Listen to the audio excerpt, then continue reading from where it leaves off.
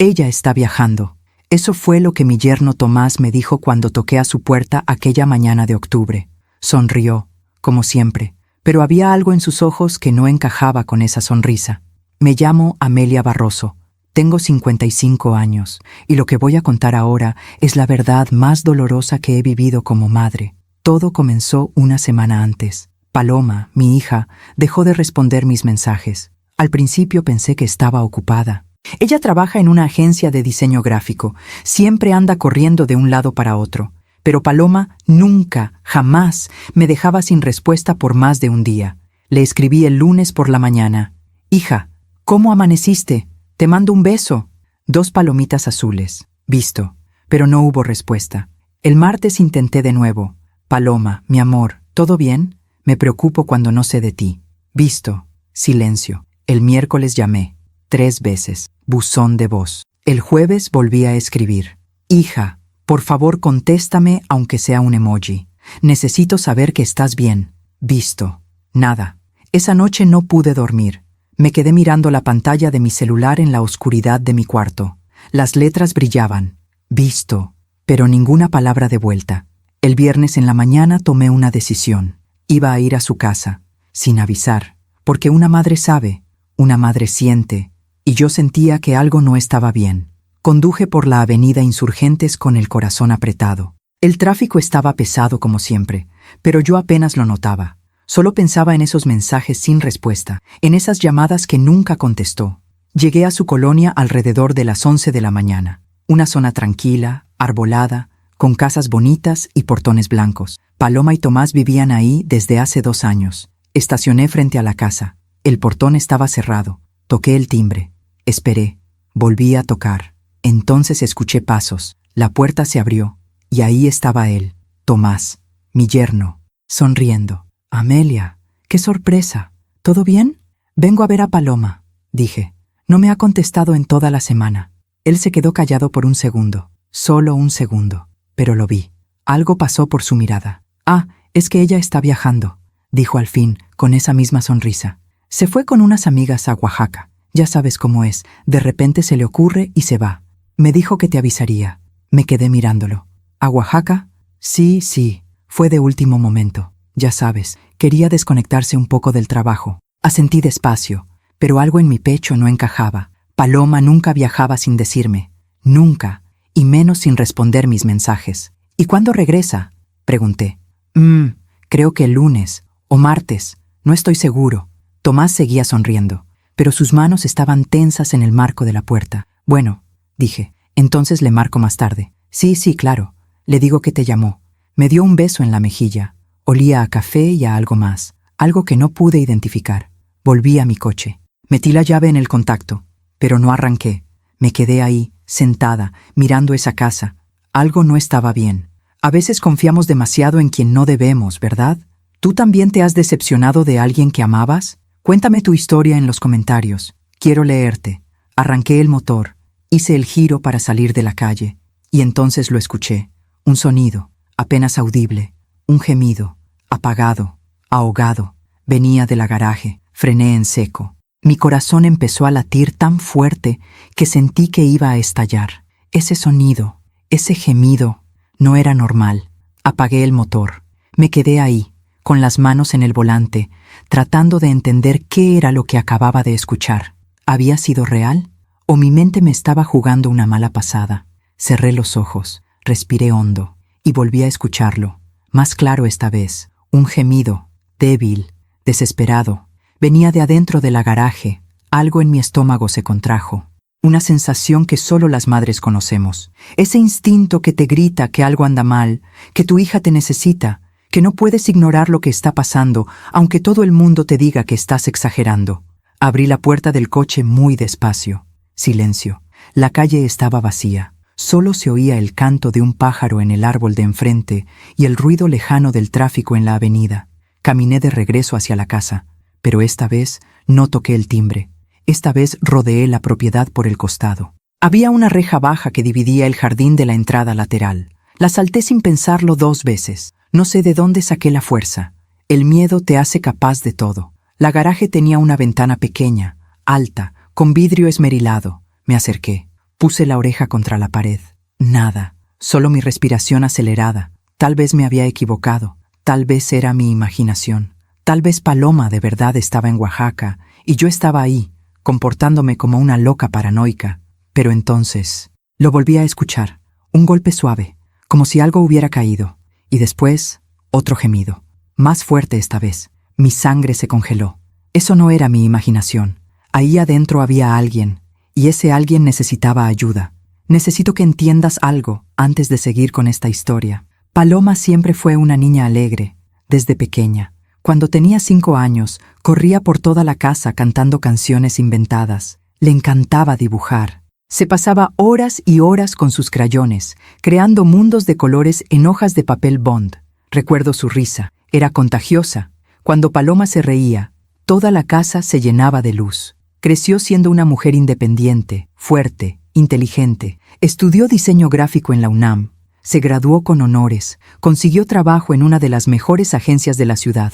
Yo estaba tan orgullosa de ella.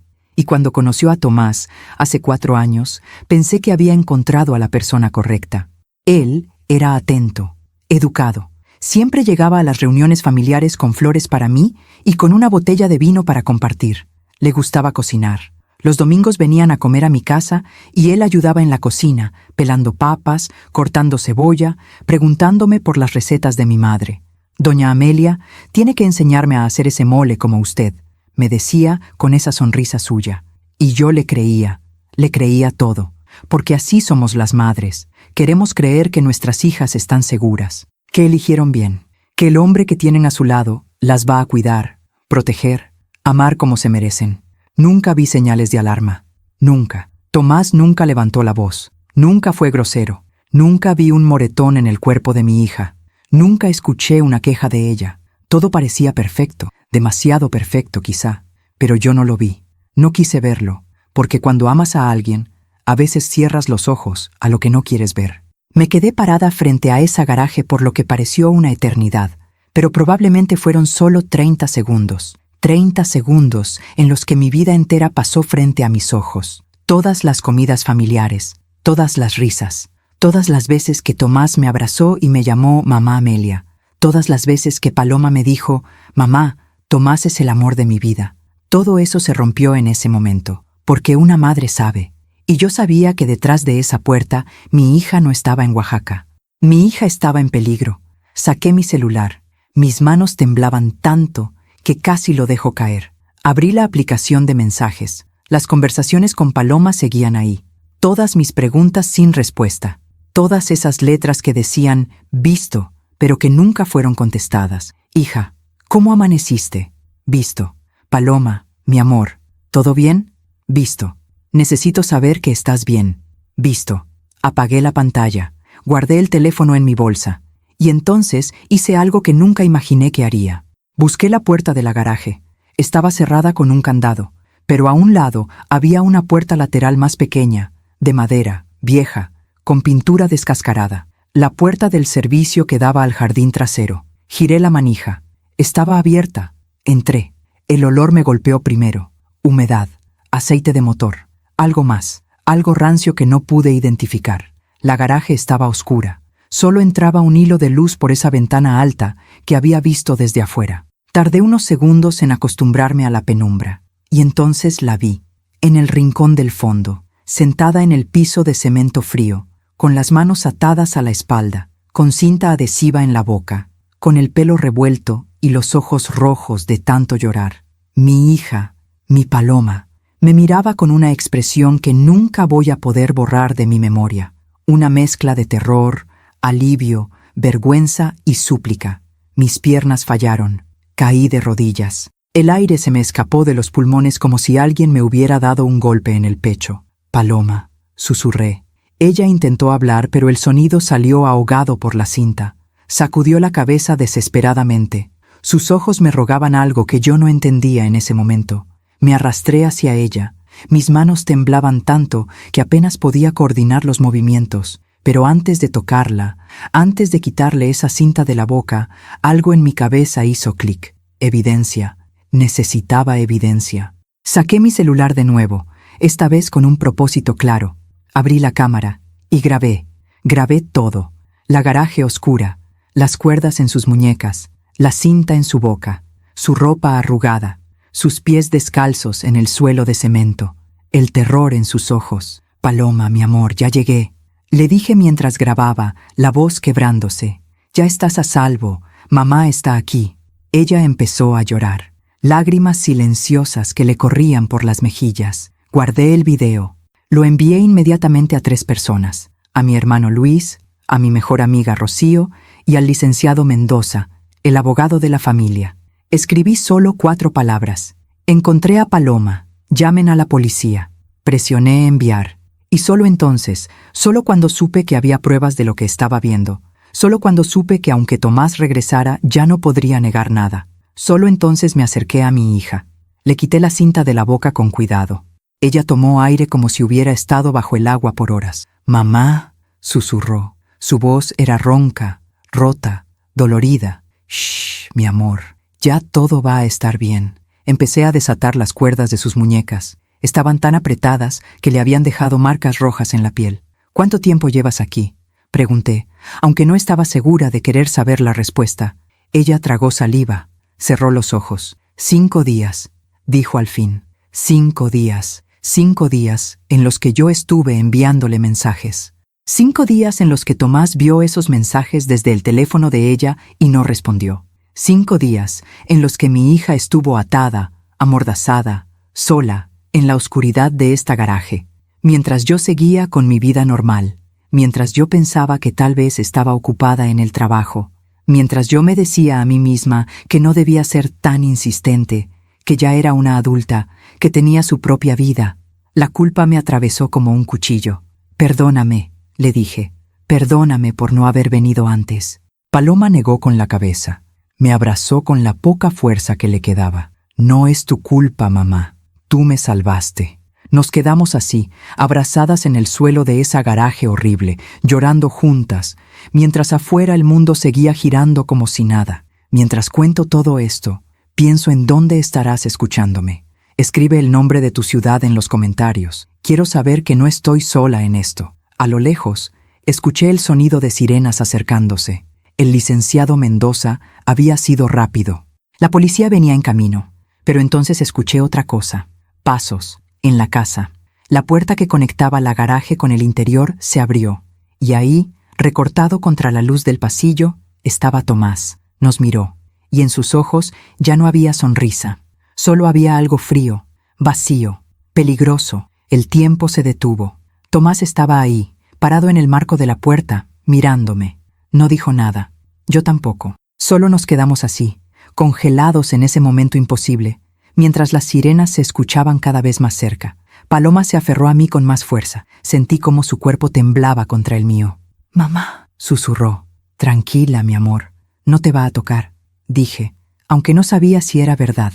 Tomás dio un paso hacia nosotras, uno solo, pero fue suficiente para que mi corazón se acelerara de una manera que nunca había sentido.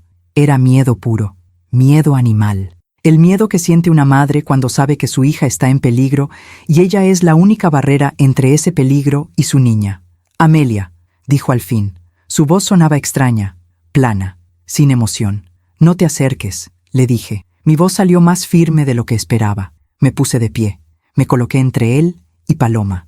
«Amelia, esto no es lo que parece», continuó, dando otro paso. «¿No es lo que parece?», repetí, y algo dentro de mí se rompió. «¿No es lo que parece, Tomás? Tu esposa lleva 5 días atada en esta garaje». Ella estaba enferma. Estaba diciendo cosas sin sentido. Necesitaba protegerla de sí misma. Me quedé mirándolo. ¿Protegerla? ¿Así llamaba a esto? Las sirenas ya estaban en la calle. Escuché portazos, voces, pasos corriendo hacia la casa. Tomás también las escuchó. Vi cómo su expresión cambiaba. El control que había intentado mantener se desmoronó en segundos. Su rostro pasó de esa calma antinatural a algo parecido al pánico. «No debiste venir», dijo, y ahora su voz sonaba diferente. Había rabia en ella.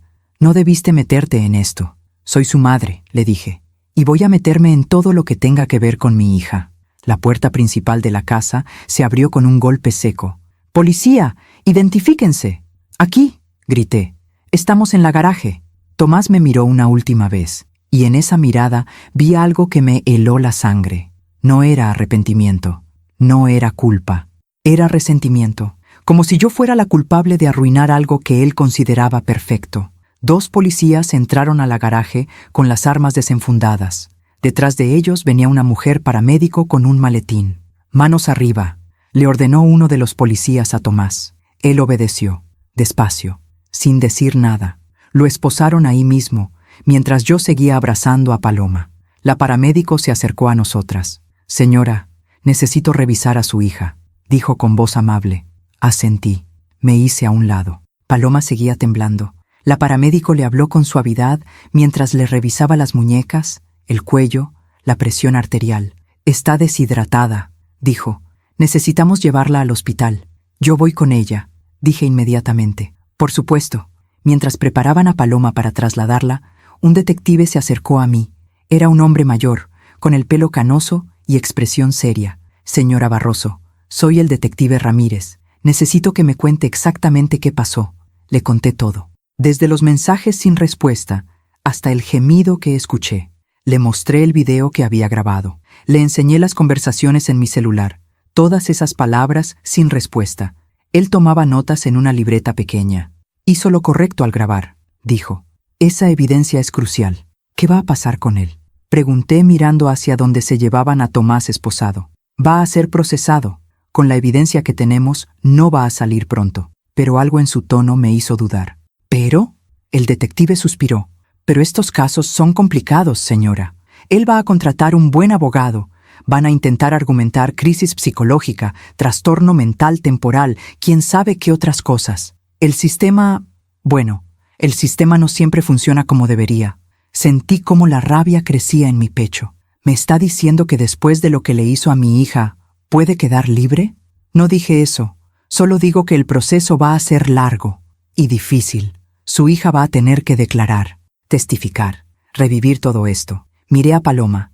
La estaban subiendo a una camilla. Se veía tan pequeña, tan frágil, tan rota. «Ella va a hacer lo que tenga que hacer», dije, «y yo voy a estar con ella en cada paso». El detective asintió. «Eso es lo que necesita. Ahora váyanse al hospital. Mañana necesito que vengan a la delegación para hacer la declaración formal». En la ambulancia, Paloma se quedó dormida. Yo me senté a su lado, sosteniendo su mano, mirando su rostro. Y por primera vez desde que esto empezó, permití que mi mente procesara lo que acababa de pasar. Mi hija, mi niña, la misma que corría por la casa cantando canciones inventadas, la misma que se graduó con honores, la misma que me decía: «Mamá, Tomás es el amor de mi vida». Había estado 5 días atada en una garaje oscura, 5 días sin agua suficiente, sin comida, sin baño, sin dignidad. Y yo había estado en mi casa, viviendo mi vida normal, esperando que me contestara un mensaje. La culpa me asfixiaba. ¿Cómo no lo vi? ¿Cómo no me di cuenta antes? ¿Qué clase de madre era yo? Cerré los ojos, respiré hondo, y entonces recordé algo que había pasado hace 6 meses. Fue un domingo. Paloma y Tomás habían venido a comer, como siempre. Yo había preparado pozole, el platillo favorito de mi hija. Estábamos en la mesa, comiendo, platicando, riendo. Paloma estaba contando una anécdota de su trabajo, algo sobre un cliente difícil que había cambiado el diseño 5 veces. Y entonces le dije: «Señor, o decide lo que quiere o busca otro diseñador, porque yo no tengo tiempo para esto», decía riendo. Tomás no se rió. Se quedó mirándola con una expresión que no supe leer en ese momento. «¿Le dijiste eso?», preguntó. «Pues sí, ya estaba harta», respondió Paloma todavía sonriendo. «No me parece profesional», dijo Tomás. El tono de su voz cambió. Se puso frío. Paloma dejó de sonreír. «Bueno, tú no estabas ahí. No sabes cómo fue la situación. Sé que no deberías hablarle así a un cliente. Te hace ver mal. Me hace ver mal a mí también». Hubo un silencio incómodo. Yo intervine, tratando de aligerar el ambiente. «Ay, hijo, pero si conoces a Paloma, ella sabe cómo manejar su trabajo. Siempre ha sido muy profesional». Tomás me miró y sonrió. Esa sonrisa suya. «Claro, mamá Amelia, tiene razón». Y el tema quedó ahí. Paloma siguió comiendo en silencio. Yo pensé que no era nada, solo una pequeña discusión de pareja, algo normal. Pero ahora, sentada en esa ambulancia, sosteniendo la mano de mi hija dormida. Ese recuerdo tomó otro significado. No había sido una discusión normal, había sido control. Había sido él diciéndole que su opinión no importaba, que sus decisiones lo afectaban a él, que ella no tenía derecho a defenderse. Y yo no lo vi, no quise verlo, porque Tomás era educado, porque traía flores, porque ayudaba en la cocina, porque yo quería creer que mi hija había elegido bien. La ambulancia se detuvo frente al hospital. Abrieron las puertas traseras, bajaron la camilla con Paloma todavía dormida. Yo la seguí, caminando como autómata, sintiendo el peso de todo lo que no había visto, de todas las señales que había ignorado. Nos llevaron a urgencias. Un médico revisó a Paloma, le pusieron suero intravenoso, le hicieron análisis de sangre. Está severamente deshidratada, dijo el doctor, y tiene hematomas en las muñecas por las cuerdas, pero físicamente va a estar bien. Lo que me preocupa más es el trauma psicológico. ¿Qué necesita?, pregunté. Terapia, apoyo, tiempo. Esto no se cura de un día para otro. Asentí. Haría lo que fuera necesario, lo que fuera. Paloma despertó un par de horas después. Ya era de noche. La habían pasado a un cuarto privado. Yo estaba sentada en una silla al lado de su cama. Abrió los ojos lentamente. Me miró. Mamá, aquí estoy, mi amor. Él está arrestado. No va a volver. No va a tocarte nunca más. Ella asintió. Pero vi que las lágrimas empezaban a correr por sus mejillas de nuevo. Perdóname, mamá. ¿Perdonarte? ¿Por qué? Por no haberte dicho, por no haberte pedido ayuda antes, por dejarte creer que todo estaba bien. Me levanté de la silla, me senté en la orilla de su cama, le tomé la mano. Tú no tienes nada de qué disculparte, nada. Lo que te pasó no es tu culpa. Pero yo debí... No, escúchame bien, Paloma. Nada de lo que pasó es tu culpa. Nada. Ella se quedó callada, respirando entrecortado. ¿Cómo empezó todo esto?, pregunté con suavidad. ¿Qué pasó para que llegara a esto? Paloma cerró los ojos. Fue gradual, dijo al fin. Al principio era solo que se enojaba si yo salía con mis amigas. Decía que prefería que pasáramos tiempo juntos. Y yo pensé que era lindo, que me amaba tanto que quería estar conmigo todo el tiempo. Hizo una pausa. Luego empezó a criticar mi ropa, mi trabajo, mis decisiones. Siempre con esa voz calmada, ¿sabes? Nunca gritaba. Solo decía las cosas como si fueran obvias, como si yo fuera tonta por no verlas. ¿Y cuándo se puso violento? Hace 3 meses. Llegué tarde de una reunión de trabajo. Él estaba esperándome en la sala. Me dijo que había estado con otro hombre. Yo le dije que estaba loco, que había estado en la oficina, pero no me creyó. Se le quebró la voz. Me agarró del brazo, fuerte. Me dejó moretones, y después lloró. Me pidió perdón. Me dijo que me amaba tanto que la idea de perderme lo volvía loco, que nunca más iba a pasar. Pero sí pasó de nuevo. Sí. Y cada vez era peor. Hasta que hace una semana se detuvo. Respiró hondo. Hace una semana le dije que quería el divorcio. Mi corazón se detuvo. ¿Y qué hizo él? Me dijo que nunca iba a dejarme ir, que prefería verme muerta antes que con otro hombre. Y esa misma noche, me drogó. Puso algo en mi café. Cuando desperté, estaba en la garaje, atada. Y él estaba ahí, mirándome, diciéndome que iba a aprender a ser una buena esposa. No pude contener las lágrimas. Mi niña, mi Paloma, había pasado por todo esto sola, y yo no lo sabía. Él respondía mis mensajes desde mi celular, continuó, para que nadie sospechara. Solo los abría, para que vieras que los había visto, pero nunca contestaba. Decía que así tú ibas a preocuparte lo suficiente para venir, y cuando vinieras, te diría que yo estaba de viaje, y tú le creerías, porque tú siempre le creíste. Tenía razón.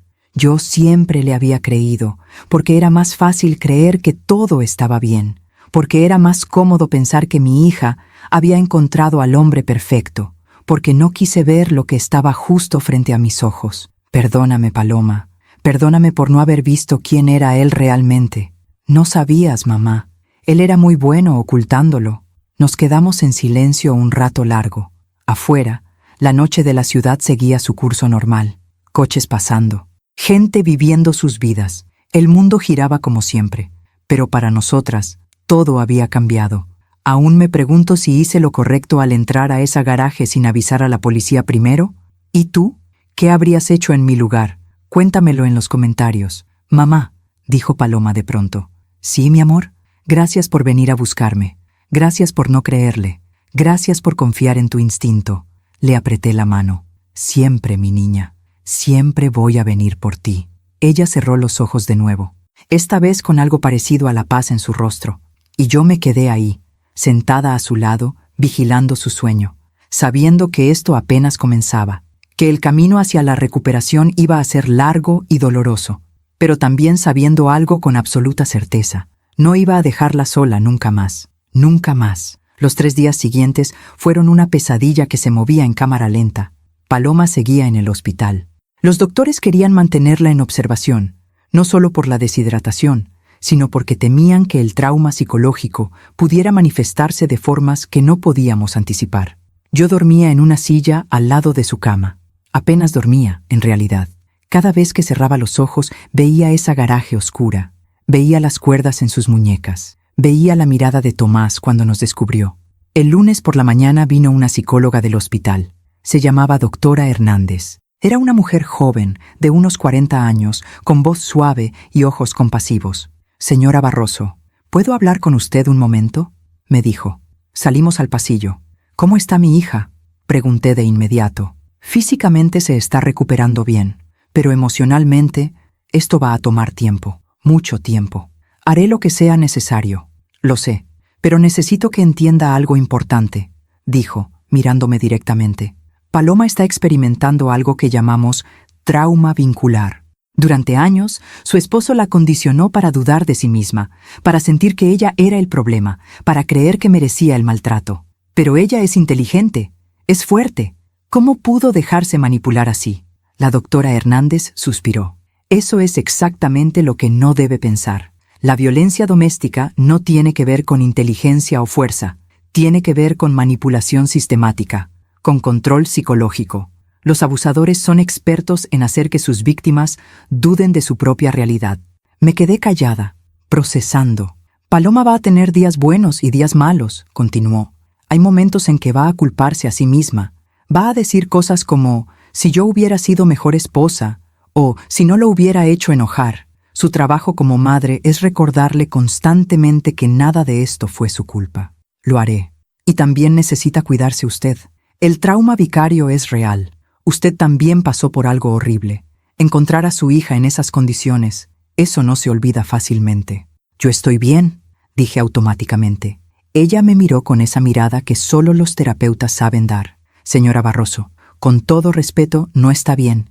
Y está bien no estar bien». Por primera vez desde que todo esto empezó, sentí que las lágrimas venían de verdad. No las lágrimas de miedo o de rabia, sino las lágrimas de agotamiento, de todo lo que había estado conteniendo. «Tengo que ser fuerte por ella», dije, con la voz quebrándose. «Y puede serlo, pero también puede permitirse sentir, puede permitirse procesar. Busque ayuda profesional también para usted, por favor». Asentí, aunque no estaba segura de si iba a hacerle caso. Ese mismo día por la tarde llegó el licenciado Mendoza al hospital. Lo conocía desde hace años. Era el abogado que había llevado el caso de la herencia de mi padre. Un hombre serio, meticuloso, de esos que inspiran confianza. «Amelia», me saludó, dándome un abrazo. «¿Cómo está Paloma?». «Mejor. Física y mentalmente va mejorando. Me alegra escucharlo. Mira, tengo noticias, algunas buenas, otras no tanto. Dime». «La buena. Tomás está detenido sin derecho a fianza. La fiscalía está tratando el caso como secuestro y violencia doméstica agravada. Con el video que grabaste y el testimonio de Paloma, el caso es sólido». «¿Y la mala?». «Su familia contrató a Edmundo Salazar. El nombre me cayó como un balde de agua fría. Edmundo Salazar era uno de los abogados defensores más conocidos de la ciudad. De esos que cobran fortunas y que tienen fama de sacar libres a los peores criminales con tecnicismos legales. ¿Y qué significa eso? Significa que van a pelear con todo. Ya están armando una defensa basada en trastorno mental temporal. Van a argumentar que Tomás tuvo una crisis psicológica, que no estaba en sus cabales, que necesita tratamiento psiquiátrico, no prisión». Sentí como la rabia crecía en mi pecho. «¿Me estás diciendo que van a intentar decir que estaba loco?». «Exactamente. Y si el juez les cree, en lugar de ir a prisión, podría terminar en un hospital psiquiátrico. Y de ahí, Eventualmente, podría salir. No, no puede ser. No después de lo que le hizo. Por eso necesitamos que Paloma declare. Su testimonio es crucial. Necesitamos demostrar que esto no fue un episodio aislado, sino un patrón de abuso sistemático. Pero acabas de decir que está recuperándose. ¿Cómo voy a pedirle que reviva todo eso? El licenciado Mendoza me puso una mano en el hombro. Lo sé. No es justo. Pero es la realidad del sistema. Si queremos que él pague por lo que hizo, necesitamos que ella hable. Miré hacia el cuarto de hospital donde estaba Paloma. ¿Cómo iba a pedirle eso? ¿Cómo iba a hacer que pasara por ese dolor otra vez? Pero entonces recordé algo que la doctora Hernández había dicho. Su trabajo como madre es recordarle constantemente que nada de esto fue su culpa. Y para hacer eso, para que ella entendiera que no tenía la culpa, necesitábamos que la justicia funcionara. Necesitábamos que él pagara. Hablaré con ella, dije finalmente. Esa noche, cuando los doctores se fueron y el hospital quedó en silencio, me senté al lado de la cama de Paloma. Ella estaba despierta, mirando el techo. ¿No puedes dormir?, le pregunté. Cada vez que cierro los ojos, lo veo, dijo en voz baja. Veo su cara cuando entraba a la garaje. Veo la oscuridad. Escucho el sonido de sus pasos. Va a pasar, mi amor. Con tiempo y terapia va a pasar. ¿Tú crees? Lo sé. Se quedó callada un momento. Mamá, ¿puedo preguntarte algo? Lo que sea. ¿Por qué no lo vi? ¿Por qué no me di cuenta antes de que era así? Y ahí estaba. La pregunta que yo misma me había hecho 100 veces. Porque él no quería que lo vieras, dije. Porque era muy bueno ocultándolo. Porque el abuso no empieza con golpes, empieza con palabras. Con pequeños comentarios que te hacen dudar de ti misma. ¿Te acuerdas de ese domingo?, preguntó de repente, cuando conté la historia del cliente difícil, y Tomás se enojó. Sí, me acordé de eso hace unos días. Esa noche, cuando volvimos a casa, me dijo que lo había avergonzado, que había quedado como una mujer agresiva frente a ti, que debía aprender a controlar mi lengua. Se le quebró la voz, y yo le creí, mamá. Le pedí perdón. Le prometí que iba a ser más cuidadosa con lo que decía. Paloma, y eso fue solo el principio. Después vino todo lo demás. Las críticas a mi ropa. Ese vestido es muy provocador. ¿Para quién te arreglas así? Las preguntas cada vez que llegaba del trabajo. ¿Por qué tardaste tanto? ¿Con quién estuviste hablando? La revisión de mi celular. Los celos constantes. ¿Y tú qué hacías? Al principio me defendía. Le decía que estaba exagerando. Pero él siempre tenía una explicación que sonaba lógica. Es que te amo tanto que no soporto la idea de perderte. Es que soy celoso porque eres tan hermosa que todos te miran. Y yo pensaba que eran demostraciones de amor. Cerró los ojos, hasta que dejaron de ser solo palabras, hasta que me empujó por primera vez. Fue un empujón pequeño, ni siquiera me caí. Pero después vino otro, y cada vez me pedía perdón. Lloraba. Me juraba que nunca más iba a pasar, y yo le creía. ¿Por qué no me dijiste? Porque me daba vergüenza, mamá. Porque tú siempre me habías enseñado a ser fuerte, independiente. Tú criaste a una mujer que no se dejaba de nadie, y ahí estaba yo, permitiendo que mi esposo me tratara así. ¿Cómo iba a decirte? ¿Cómo iba a admitir que había fallado? Las lágrimas corrían por mis mejillas. Tú no fallaste. Él te manipuló. Pero yo debí verlo. Debí ser más fuerte. No, escúchame bien. Le tomé el rostro entre mis manos. Tú no fallaste. Tú no eres débil. Tú eres una sobreviviente. Saliste viva de esto. Y eso requiere más fuerza de la que la mayoría de la gente tiene. Ella se abrazó a mí y lloró. Lloró como no había llorado en días. Y yo la sostuve, como cuando era niña y se caía de la bicicleta, o cuando la rechazaban en la escuela, o cuando se le rompía el corazón por primera vez. Solo que esto era diferente. Esto era peor que cualquier rodilla raspada o corazón roto adolescente. Esto era un trauma que iba a tardar años en sanar, si es que alguna vez sanaba completamente. Cuando se calmó un poco, le dije, Paloma, necesito hablar contigo sobre algo importante. ¿Qué pasa? El licenciado Mendoza vino hoy. La familia de Tomás contrató a un abogado muy bueno. Van a argumentar que tuvo una crisis mental, que no estaba en sus cabales. Vi cómo su rostro palidecía. ¿Y eso qué significa? Que necesitamos tu testimonio. Necesitamos que declares, que cuentes todo lo que pasó, desde el principio hasta ahora, para demostrar que esto no fue un episodio aislado, sino un patrón. No puedo, dijo inmediatamente. No puedo pararme frente a él y hablar de esto. Lo sé, mi amor. Sé que es difícil, pero es la única manera de asegurarnos de que pague por lo que hizo. ¿Y si no le creen? ¿Y si piensan que estoy exagerando? ¿Y si le van a creer? Porque yo voy a estar ahí. El licenciado Mendoza va a estar ahí. Y tenemos evidencia. Tenemos el video que grabé. Tenemos los reportes médicos. Tenemos todo lo que necesitamos. Ella se quedó callada un largo rato. Tengo miedo, mamá.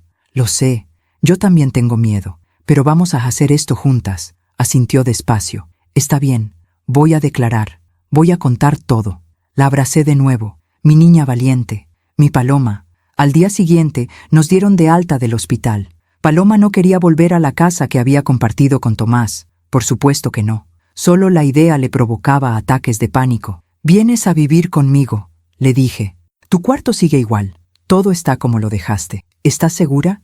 No voy a dejarte sola, Paloma. Nunca más». Llegamos a mi casa al atardecer. Era una casa pequeña, en una colonia tranquila de Coyoacán. La misma casa donde ella había crecido. La misma casa donde había aprendido a caminar, a leer, a soñar. La acompañé a su cuarto. Efectivamente, todo estaba igual. Los pósters de sus grupos favoritos de cuando era adolescente, los libros en el librero, la colcha azul que había elegido a los 15 años. Se sentó en la cama, pasó la mano por la colcha. «Me siento como si tuviera 15 años otra vez», dijo con una sonrisa triste. «En cierto modo, estás empezando de nuevo», le dije. «Pero esta vez no estás sola. Esa noche preparé su cena favorita, enchiladas verdes con pollo, las mismas que le hacía cuando era niña y se sentía triste. Comimos en silencio, pero era un silencio cómodo. El silencio de dos mujeres que habían pasado por el infierno juntas y habían salido del otro lado. Después de cenar, mientras lavaba los platos, sonó mi celular. Era un número desconocido. Dudé si contestar, pero algo me hizo hacerlo. «Bueno, señora Barroso, buenas noches. Habla la doctora Ruiz. Soy psiquiatra del Reclusorio Norte». Mi corazón se aceleró. «¿Sí? Llamo para informarle que Tomás Vega ha intentado suicidarse esta noche. Está estable, pero necesitábamos notificarle como familiar más cercana de la víctima». «Víctima». Llamaban a Paloma la víctima. ¿Y por qué me llama a mí? Su hija aparece como contacto de emergencia, pero entendemos que ella no está en condiciones de recibir esta información. Por eso la contactamos a usted. Entiendo. ¿Qué necesitan? Nada por el momento. Solo que estén informadas. El intento no fue exitoso. Está bajo vigilancia psiquiátrica. ¿Esto cambia algo legalmente? Hubo una pausa. No soy abogada, señora. Pero sí, podría afectar el caso. Podría fortalecer el argumento de trastorno mental. Por supuesto. Claro que sí. Gracias por informar, dije, y colgué. Me quedé ahí parada, con el teléfono en la mano. ¿Había sido real el intento de suicidio? ¿O había sido una estrategia? ¿Una manera de reforzar la defensa de crisis mental? No lo sabía. Y honestamente no me importaba. Lo único que me importaba era que mi hija estaba a salvo. Y que, pasara lo que pasara con Tomás, yo iba a asegurarme de que Paloma tuviera la vida que merecía. Una vida sin miedo, una vida sin dolor, una vida libre. Las semanas siguientes fueron como caminar en arenas movedizas. Cada día traía una nueva complicación, un nuevo obstáculo, una nueva manera en que el sistema parecía diseñado para proteger al abusador en lugar de a la víctima. La tentativa de suicidio de Tomás había sido noticia. No en los medios grandes, pero sí en algunos portales locales. Hombre detenido por violencia doméstica intenta quitarse la vida en el Reclusorio Norte. Los comentarios en las redes sociales me revolvían el estómago. Pobre hombre, debe estar muy desesperado. Algo habrá hecho ella para llevarlo a ese extremo. Las mujeres siempre exageran. Seguro fue una simple discusión de pareja. Tuve que dejar de leer. Porque si seguía leyendo, si seguía viendo cómo la gente defendía a un hombre que había mantenido a mi hija encerrada como a un animal, iba a volverme loca. Paloma no leía las noticias, ni las redes sociales. Había borrado todas sus cuentas. Pasaba los días en su cuarto, casi todo el tiempo en la cama, mirando el techo. Empezó a ir a terapia 3 veces por semana. La doctora Hernández le había recomendado a una especialista en trauma, la doctora Patricia Ríos. «¿Cómo te fue hoy?», le preguntaba cada vez que volvía de sus sesiones. «Bien», decía siempre, pero yo sabía que no estaba bien. La veía en las noches, cuando pensaba que yo estaba dormida, llorando en silencio en su cuarto. La veía sobresaltarse cada vez que sonaba el timbre de la puerta. La veía revisar una y otra vez las cerraduras de las ventanas. El miedo se había instalado en ella de una manera que ninguna terapia podía curar de la noche a la mañana. Una tarde, 2 semanas después de que saliera del hospital, estábamos tomando café en la cocina cuando sonó mi celular. Era el licenciado Mendoza. «Amelia, necesito que vengan a mi oficina mañana. Hay novedades del caso. ¿Buenas o malas? Complicadas». Al día siguiente, Paloma y yo fuimos al despacho del licenciado. Era un edificio viejo en el centro, con olor a papel y a madera barnizada. Nos sentamos frente a su escritorio. Él tenía una carpeta gruesa con documentos. «Bien», empezó. «La Fiscalía presentó formalmente los cargos: secuestro agravado, violencia familiar calificada y tentativa de feminicidio». «¿Tentativa de feminicidio?», preguntó Paloma. «Pero él nunca intentó matarme. Legalmente, el hecho de mantener a alguien en condiciones que ponen en peligro su vida constituye tentativa. Estuviste 5 días sin agua suficiente, sin comida, sin atención médica. Pudiste haber muerto». Paloma se quedó callada. «La buena noticia es que los cargos son sólidos», continuó el licenciado. «La mala noticia es que la defensa está siendo muy agresiva. Edmundo Salazar presentó un peritaje psiquiátrico que diagnostica a Tomás con trastorno límite de la personalidad y episodio psicótico agudo. ¿Y eso qué significa? Que van a argumentar inimputabilidad, es decir, que no es responsable de sus actos porque estaba mentalmente incapacitado». «Pero eso es mentira», dije. Él sabía perfectamente lo que estaba haciendo. Respondía a los mensajes de Paloma desde su celular para que nadie sospechara. Eso no es algo que hace alguien que está en un episodio psicótico. Exacto. Y eso es lo que tenemos que demostrar. Por eso necesitamos tu testimonio, Paloma. Necesitamos que cuentes con detalle cómo fue el patrón de abuso, cómo era calculado, premeditado, consciente. Paloma asintió. «Lo haré. Ya lo decidí. Voy a declarar». «Bien. La audiencia preliminar es en 2 semanas. Ahí vas a tener que dar tu testimonio. Y Tomás va a estar presente». Vi cómo el color se iba del rostro de Paloma. «¿Presente? ¿En la misma sala?» «Sí. Él tiene derecho a estar presente en su propio juicio». «No puedo», susurró. «No puedo verlo». «Sí puedes», le dije tomándole la mano. «Y yo voy a estar ahí contigo». El licenciado Mendoza se inclinó hacia adelante. «Paloma, sé que es difícil, pero necesito que entiendas algo. Este hombre te mantuvo prisionera durante 5 días, y ahora está jugando la carta de víctima. Si no lo detenemos aquí, si no demostramos que era plenamente consciente de sus actos, podría quedar libre, y podría hacerle esto a alguien más». Esas palabras resonaron en el silencio de la oficina. Paloma cerró los ojos, respiró hondo. «Está bien», dijo finalmente. «Voy a hacerlo». Esa noche, mientras preparaba la cena, Paloma se me acercó en la cocina. «Mamá, ¿puedo preguntarte algo?» «Claro, mi amor. ¿Por qué crees que me enamoré de él? Quiero decir, tú lo conociste, pasaste tiempo con él. ¿Nunca viste nada raro?» Me detuve. Dejé el cuchillo con el que estaba cortando cebolla.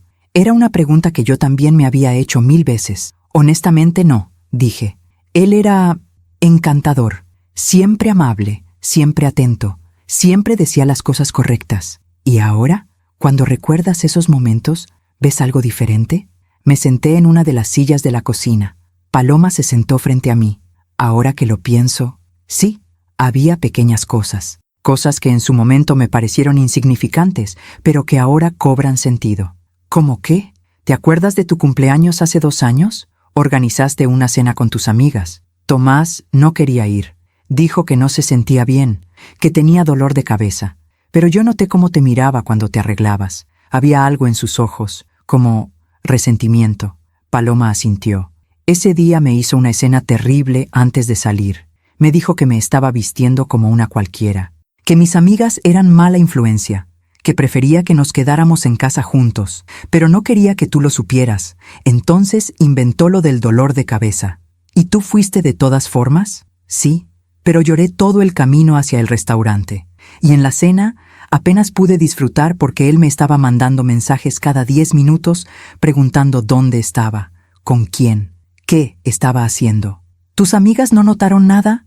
Yo era muy buena ocultándolo. Sonreía, me reía de los chistes. Tomaba fotos para Instagram, mostrando lo bien que la estaba pasando, pero por dentro estaba ansiosa, preocupada, contando los minutos para poder volver a casa y que él dejara de enojarse. Se le quebró la voz, y cuando llegué, me estaba esperando en la puerta.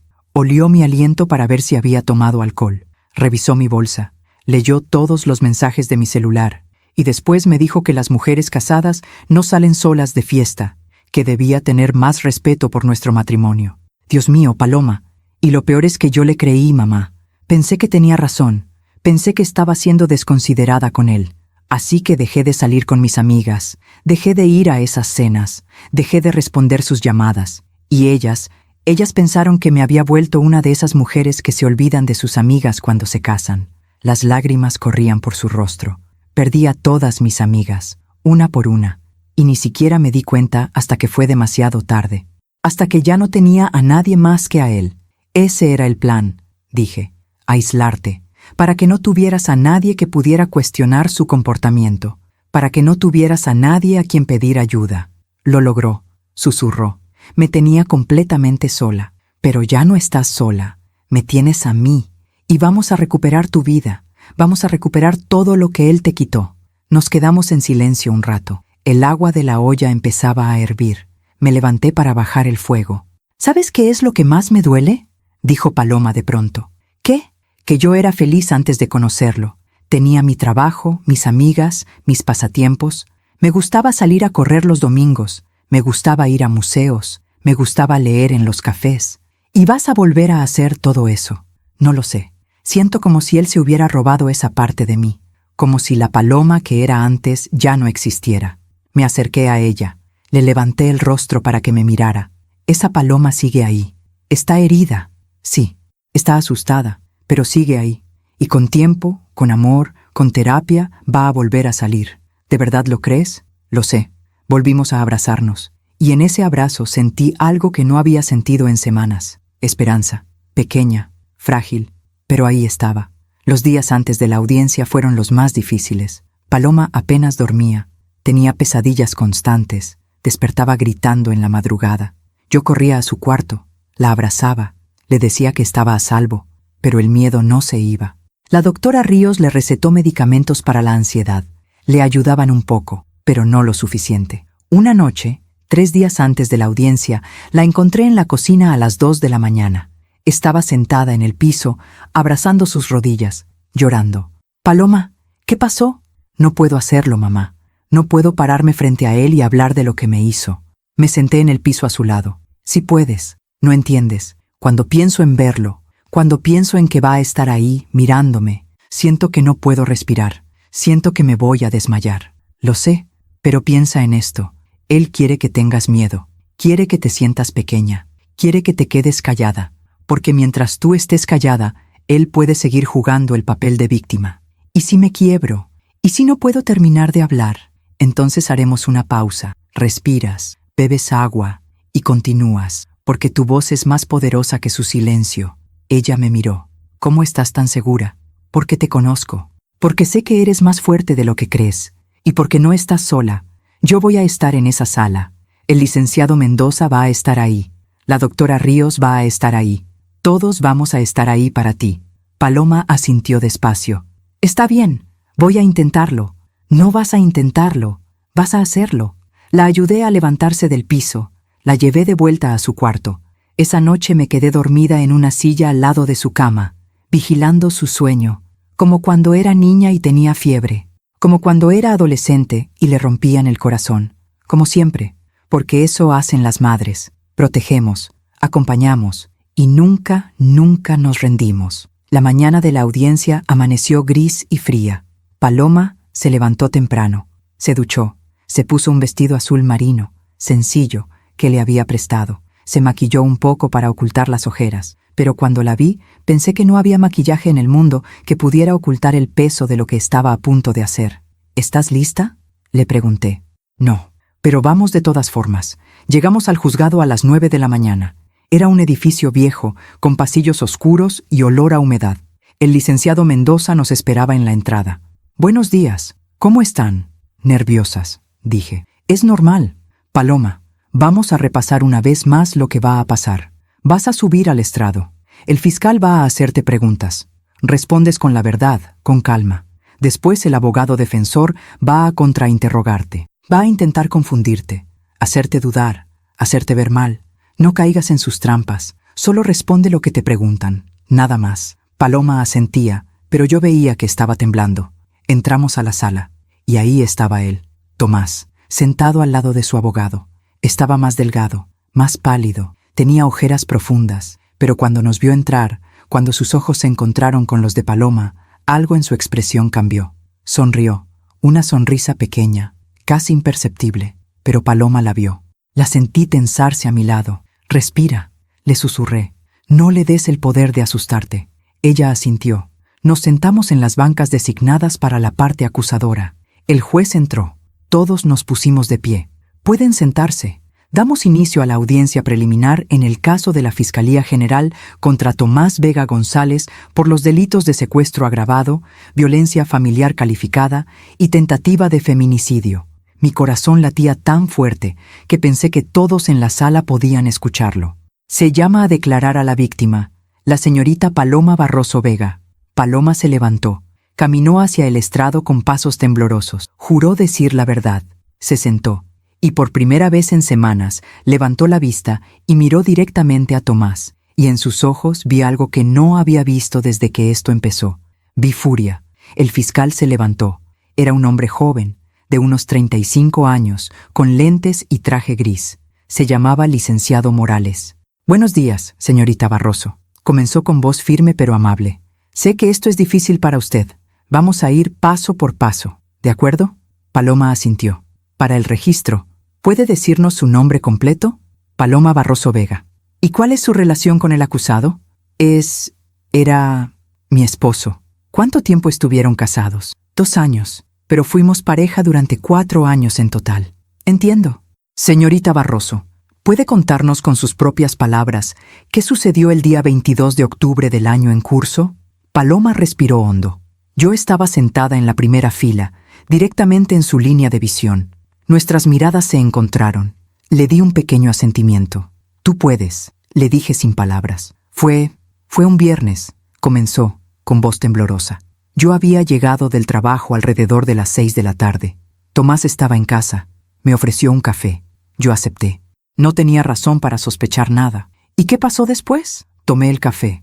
Nos sentamos en la sala. Estábamos viendo televisión. Y de repente, empecé a sentirme mareada. Muy mareada. Le dije que no me sentía bien, que tal vez debía acostarme. Su voz se quebró un poco, pero continuó. Lo siguiente que recuerdo es despertar en la oscuridad. No podía mover mis manos, tenía algo en la boca. No podía gritar. Tardé unos segundos en darme cuenta de dónde estaba. Estaba en la garaje, sentada en el piso de cemento, con las manos atadas a la espalda y cinta adhesiva en la boca. Un murmullo recorrió la sala. El juez golpeó su mazo. «Orden en la sala». El fiscal continuó. «¿Qué hizo usted cuando se dio cuenta de su situación?» Intenté gritar, pero la cinta no me dejaba. Intenté mover las manos, pero las cuerdas estaban muy apretadas. Entré en pánico. Pensé que me iba a morir ahí. Las lágrimas empezaron a correr por su rostro, pero su voz se mantuvo firme. «¿Cuánto tiempo estuvo en esa situación?» 5 días. 5 días, repitió el fiscal, dejando que el número resonara en la sala. «¿Y durante esos 5 días tuvo contacto con el acusado?» «Sí, él venía 2 veces al día, por la mañana y por la noche. Me traía un vaso de agua y un pedazo de pan. Me quitaba la cinta de la boca solo para que pudiera comer y beber. Y después me hablaba». «¿Qué le decía?» Paloma cerró los ojos. Me decía que esto era por mi bien, que yo necesitaba aprender, que las esposas no abandonan a sus maridos, que yo había sido egoísta al pedirle el divorcio, que él me amaba demasiado para dejarme ir. «Espere», interrumpió el fiscal. «¿Usted le había pedido el divorcio?» «Sí. 1 semana antes, el viernes 15 de octubre, le dije que quería el divorcio, que nuestra relación no estaba funcionando, que necesitaba espacio». ¿Y cómo reaccionó él? Se quedó muy callado, demasiado callado. Me dio miedo esa calma, y me dijo: «Nunca voy a dejarte ir, Paloma. Prefiero verte muerta». Otro murmullo en la sala. «Pensé que solo estaba enojado», continuó Paloma. «Pensé que eventualmente lo aceptaría, pero una semana después me drogó y me encerró.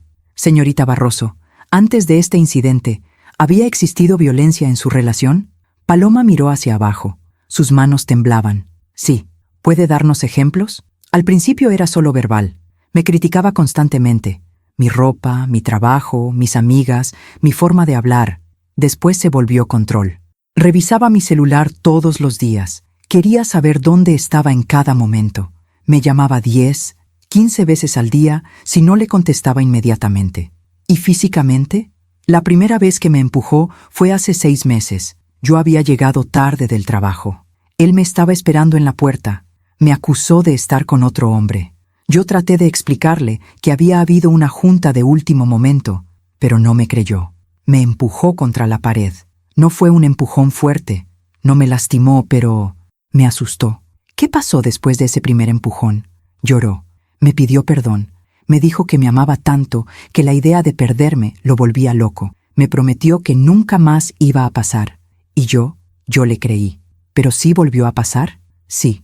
Con más frecuencia, y cada vez era peor, hasta que hace 3 meses me dio una bofetada, y después otra, y después empezó a agarrarme del brazo tan fuerte que me dejaba moretones. ¿Reportó estos incidentes a la policía?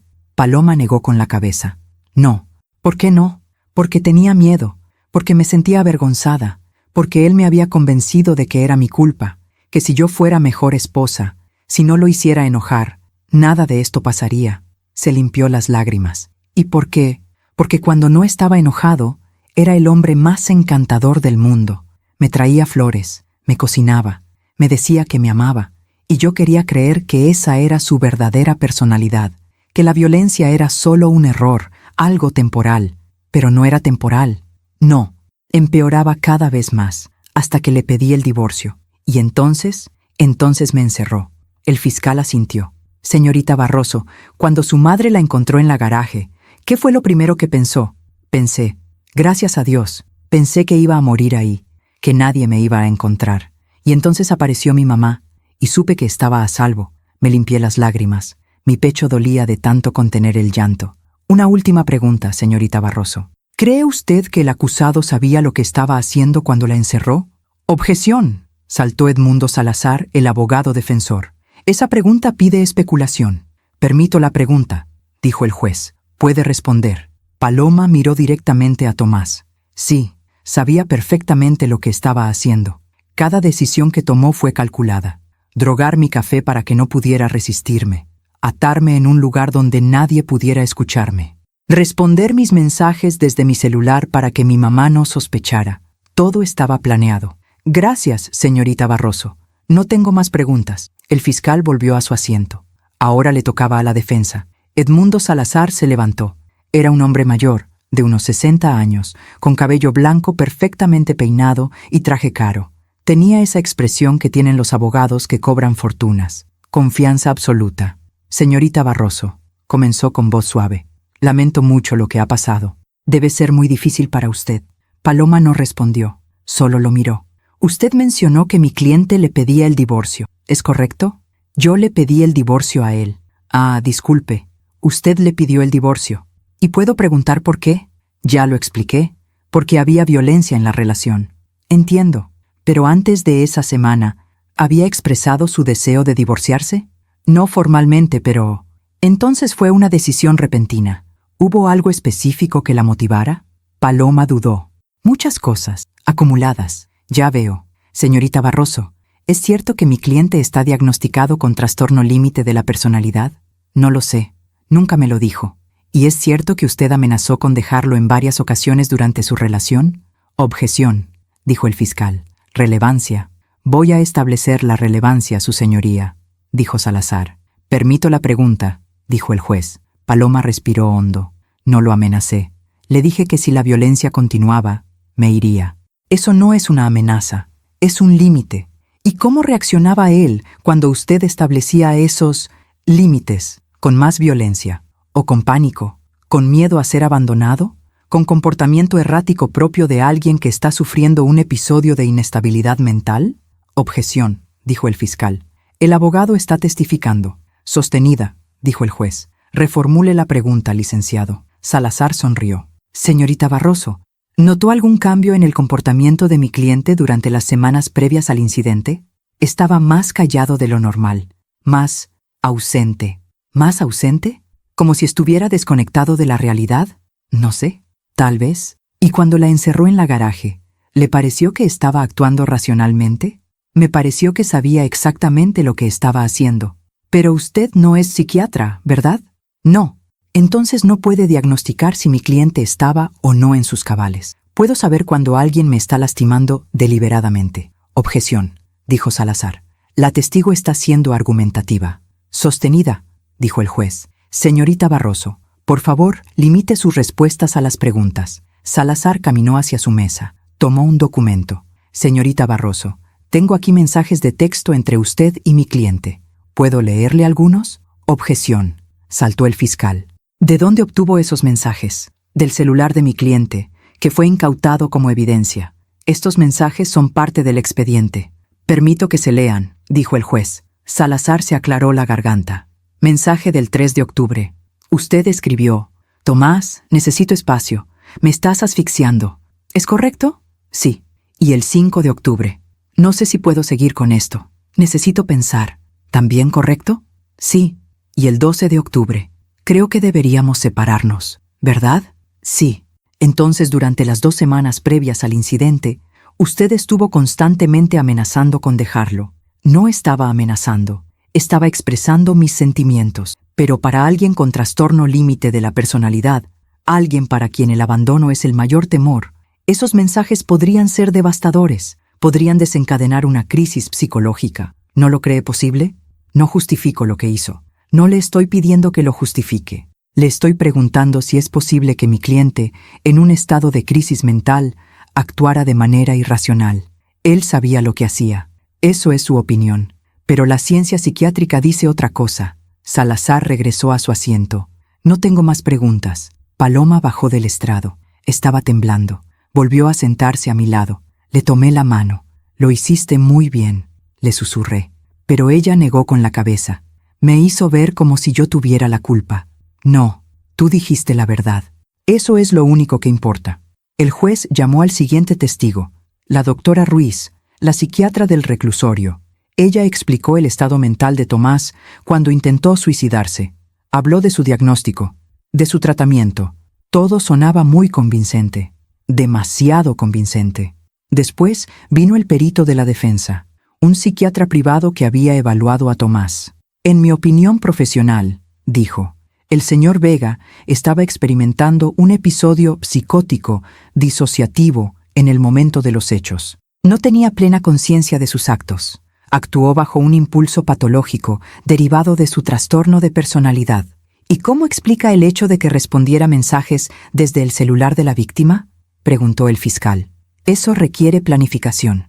El comportamiento automático puede ocurrir incluso durante episodios disociativos. Es como estar en piloto automático. ¿En piloto automático durante 5 días? Es posible. No podía creer lo que estaba escuchando. Este hombre estaba vendiendo una historia que haría que Tomás quedara libre, y el juez parecía estar comprándola. Cuando terminaron todos los testimonios, el juez anunció un receso de 2 horas para deliberar. Salimos de la sala. Paloma estaba destrozada. Van a creerle, dijo. Van a creer que estaba loco y va a quedar libre. No lo sabemos todavía, le dijo el licenciado Mendoza. Tu testimonio fue muy fuerte y tenemos evidencia física. No todo está perdido. Pero yo veía en sus ojos que tampoco estaba seguro. Fuimos a una cafetería cerca del juzgado. Ninguna de las dos pudo comer nada. Solo tomamos café y esperamos. Las 2 horas más largas de mi vida. Cuando volvimos a la sala, el juez ya estaba en su lugar. He revisado toda la evidencia presentada, comenzó, y he llegado a una decisión respecto a si existe causa probable para llevar este caso a juicio. Mi corazón latía tan fuerte que sentí que iba a explotar. La evidencia física es contundente.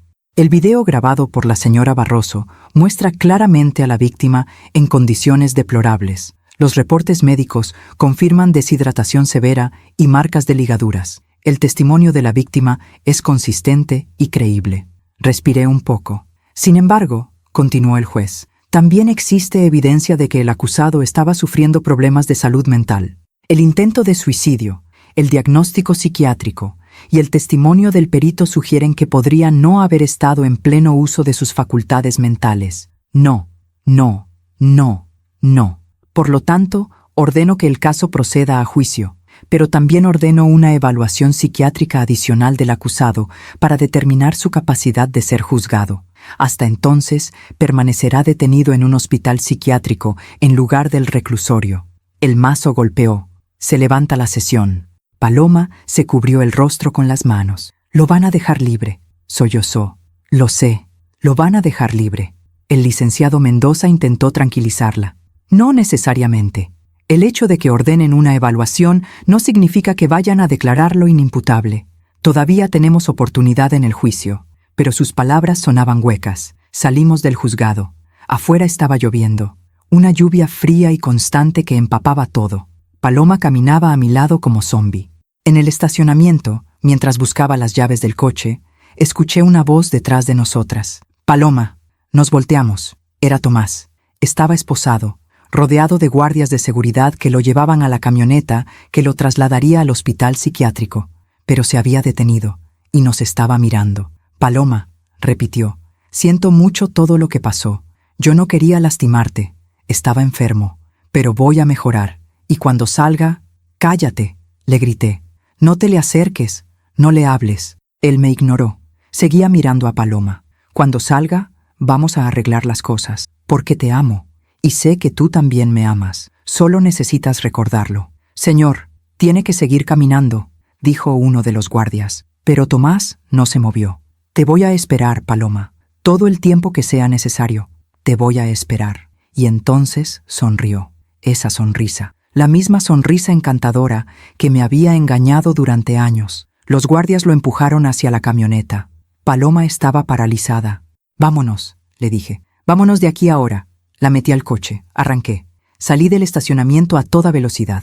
Paloma no dijo nada en todo el camino a casa. Solo miraba por la ventana mientras la lluvia golpeaba el cristal. Y yo sabía lo que estaba pensando. Lo mismo que yo estaba pensando. Que esto no había terminado. Que apenas estaba comenzando. Y que la pesadilla iba a durar mucho más de lo que habíamos imaginado. Los siguientes 3 meses fueron un infierno de espera. La evaluación psiquiátrica ordenada por el juez se extendía y se extendía.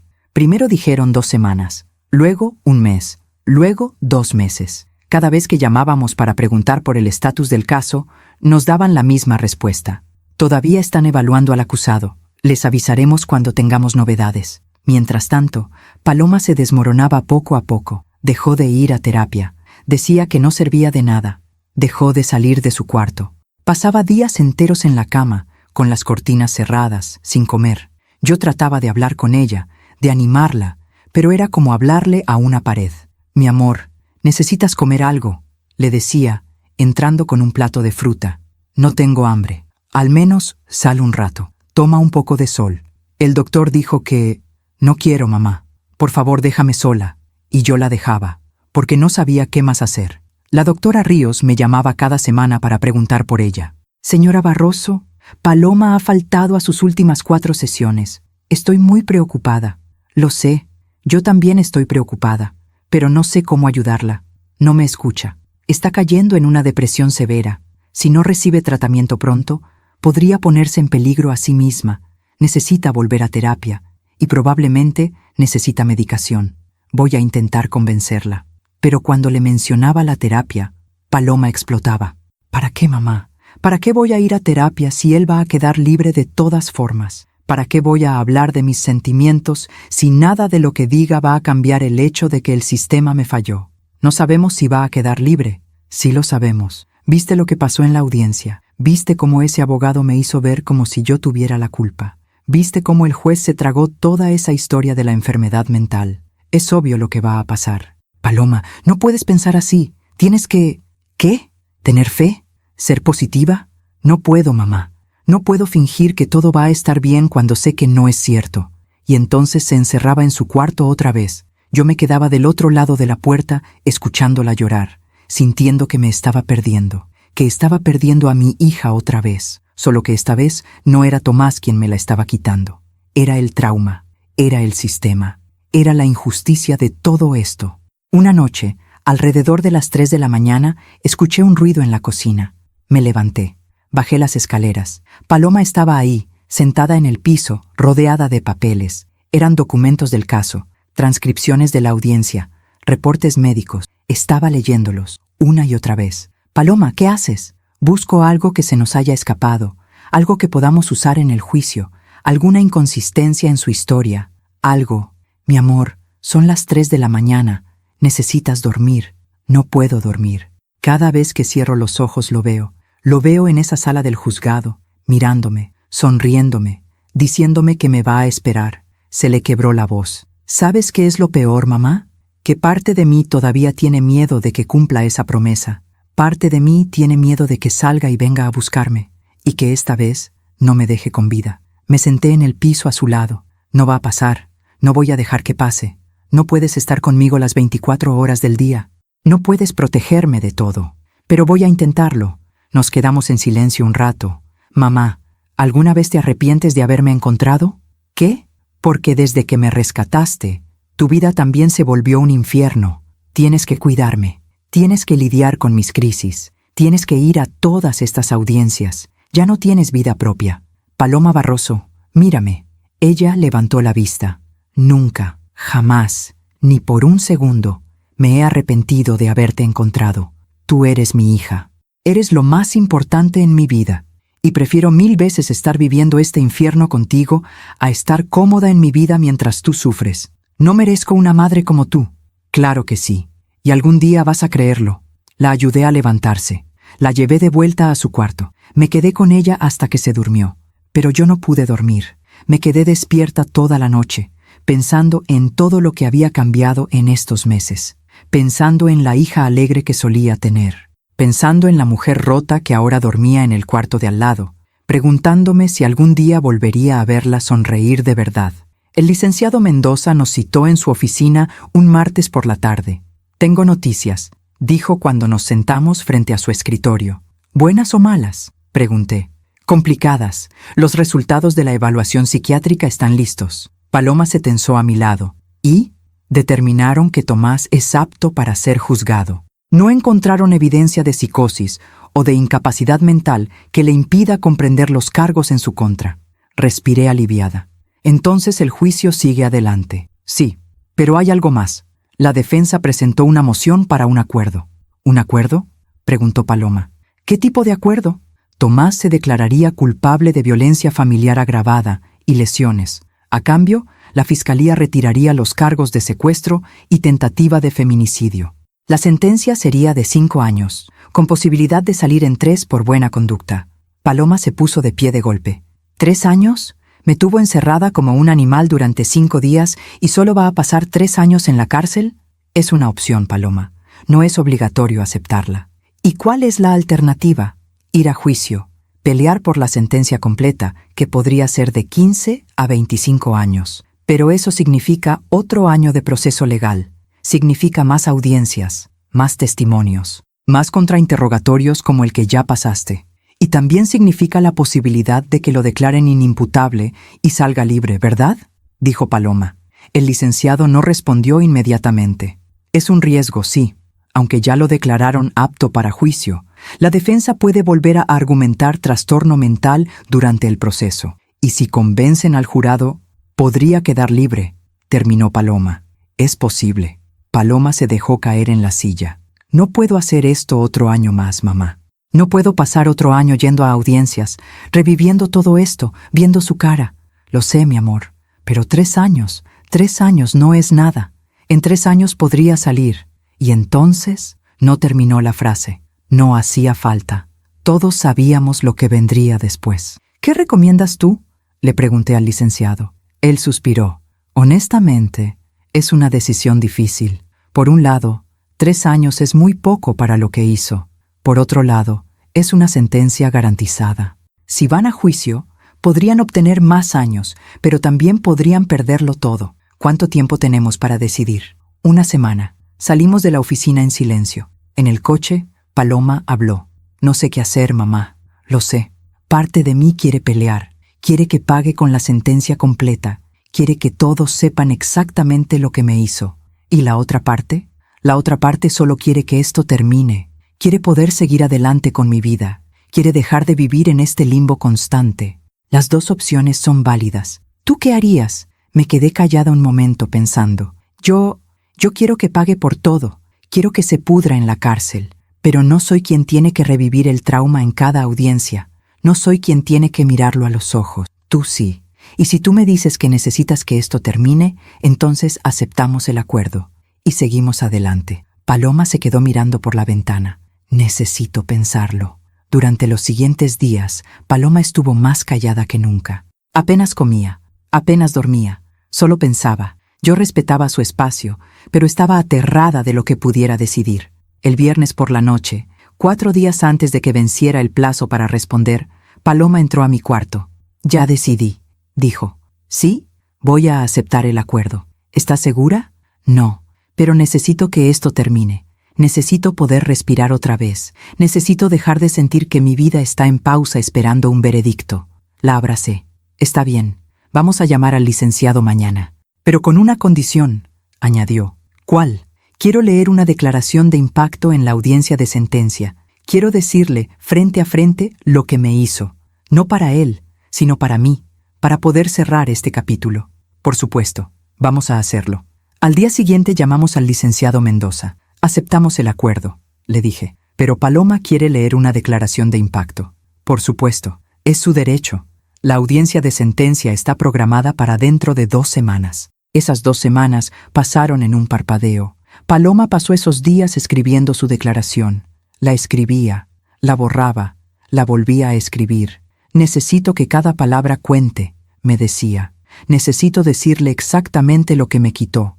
La noche antes de la audiencia, me leyó lo que había escrito. Lloré todo el tiempo. Era desgarrador, era hermoso, era verdad pura. Es perfecto, le dije. Tengo miedo de no poder leerlo sin quebrarse. No importa si te quiebras. Lo importante es que lo digas. La mañana de la audiencia de sentencia amaneció con un cielo despejado. Paloma se levantó temprano, se duchó, se puso un vestido negro simple, se maquilló con cuidado, pero no pudo ocultar las ojeras de 3 meses sin dormir bien. Llegamos al juzgado 1 hora antes. El licenciado Mendoza nos esperaba. ¿Lista?, le preguntó a Paloma. Lo más lista que puedo estar. Entramos a la sala. Esta vez había más gente que en la audiencia preliminar. Algunos periodistas, familiares de ambos lados. Vi a los padres de Tomás sentados del otro lado. Me miraron con odio, como si yo fuera la culpable de que su hijo fuera un abusador. Tomás entró esposado. Se veía mejor que la última vez. Había recuperado algo de peso. Ya no tenía esas ojeras profundas. El tratamiento en el hospital psiquiátrico le había caído bien. Eso me enfureció. Mi hija estaba destruida. Y él estaba ahí, luciendo casi normal. El juez entró. Todos nos pusimos de pie. Buenos días. Estamos aquí para la audiencia de sentencia en el caso del Ministerio Público contra Tomás Vega González. El acusado se ha declarado culpable de los cargos de violencia familiar agravada y lesiones, de acuerdo con el convenio alcanzado con la Fiscalía. Leyó los términos del acuerdo. 5 años de prisión. Posibilidad de libertad condicional en 3. Orden de restricción permanente. Prohibición de acercarse a Paloma por el resto de su vida. Antes de dictar sentencia, continuó el juez, la víctima ha solicitado leer una declaración de impacto. Señorita Barroso, puede pasar al estrado. Paloma se levantó. Caminó hacia el frente con pasos firmes. Se paró frente al micrófono. Abrió la hoja de papel donde había escrito su declaración. Sus manos temblaban, pero su voz salió clara. Mi nombre es Paloma Barroso, comenzó. Y durante 4 años fui víctima de violencia doméstica a manos del hombre que hoy está sentado frente a mí. Levantó la vista, miró directamente a Tomás.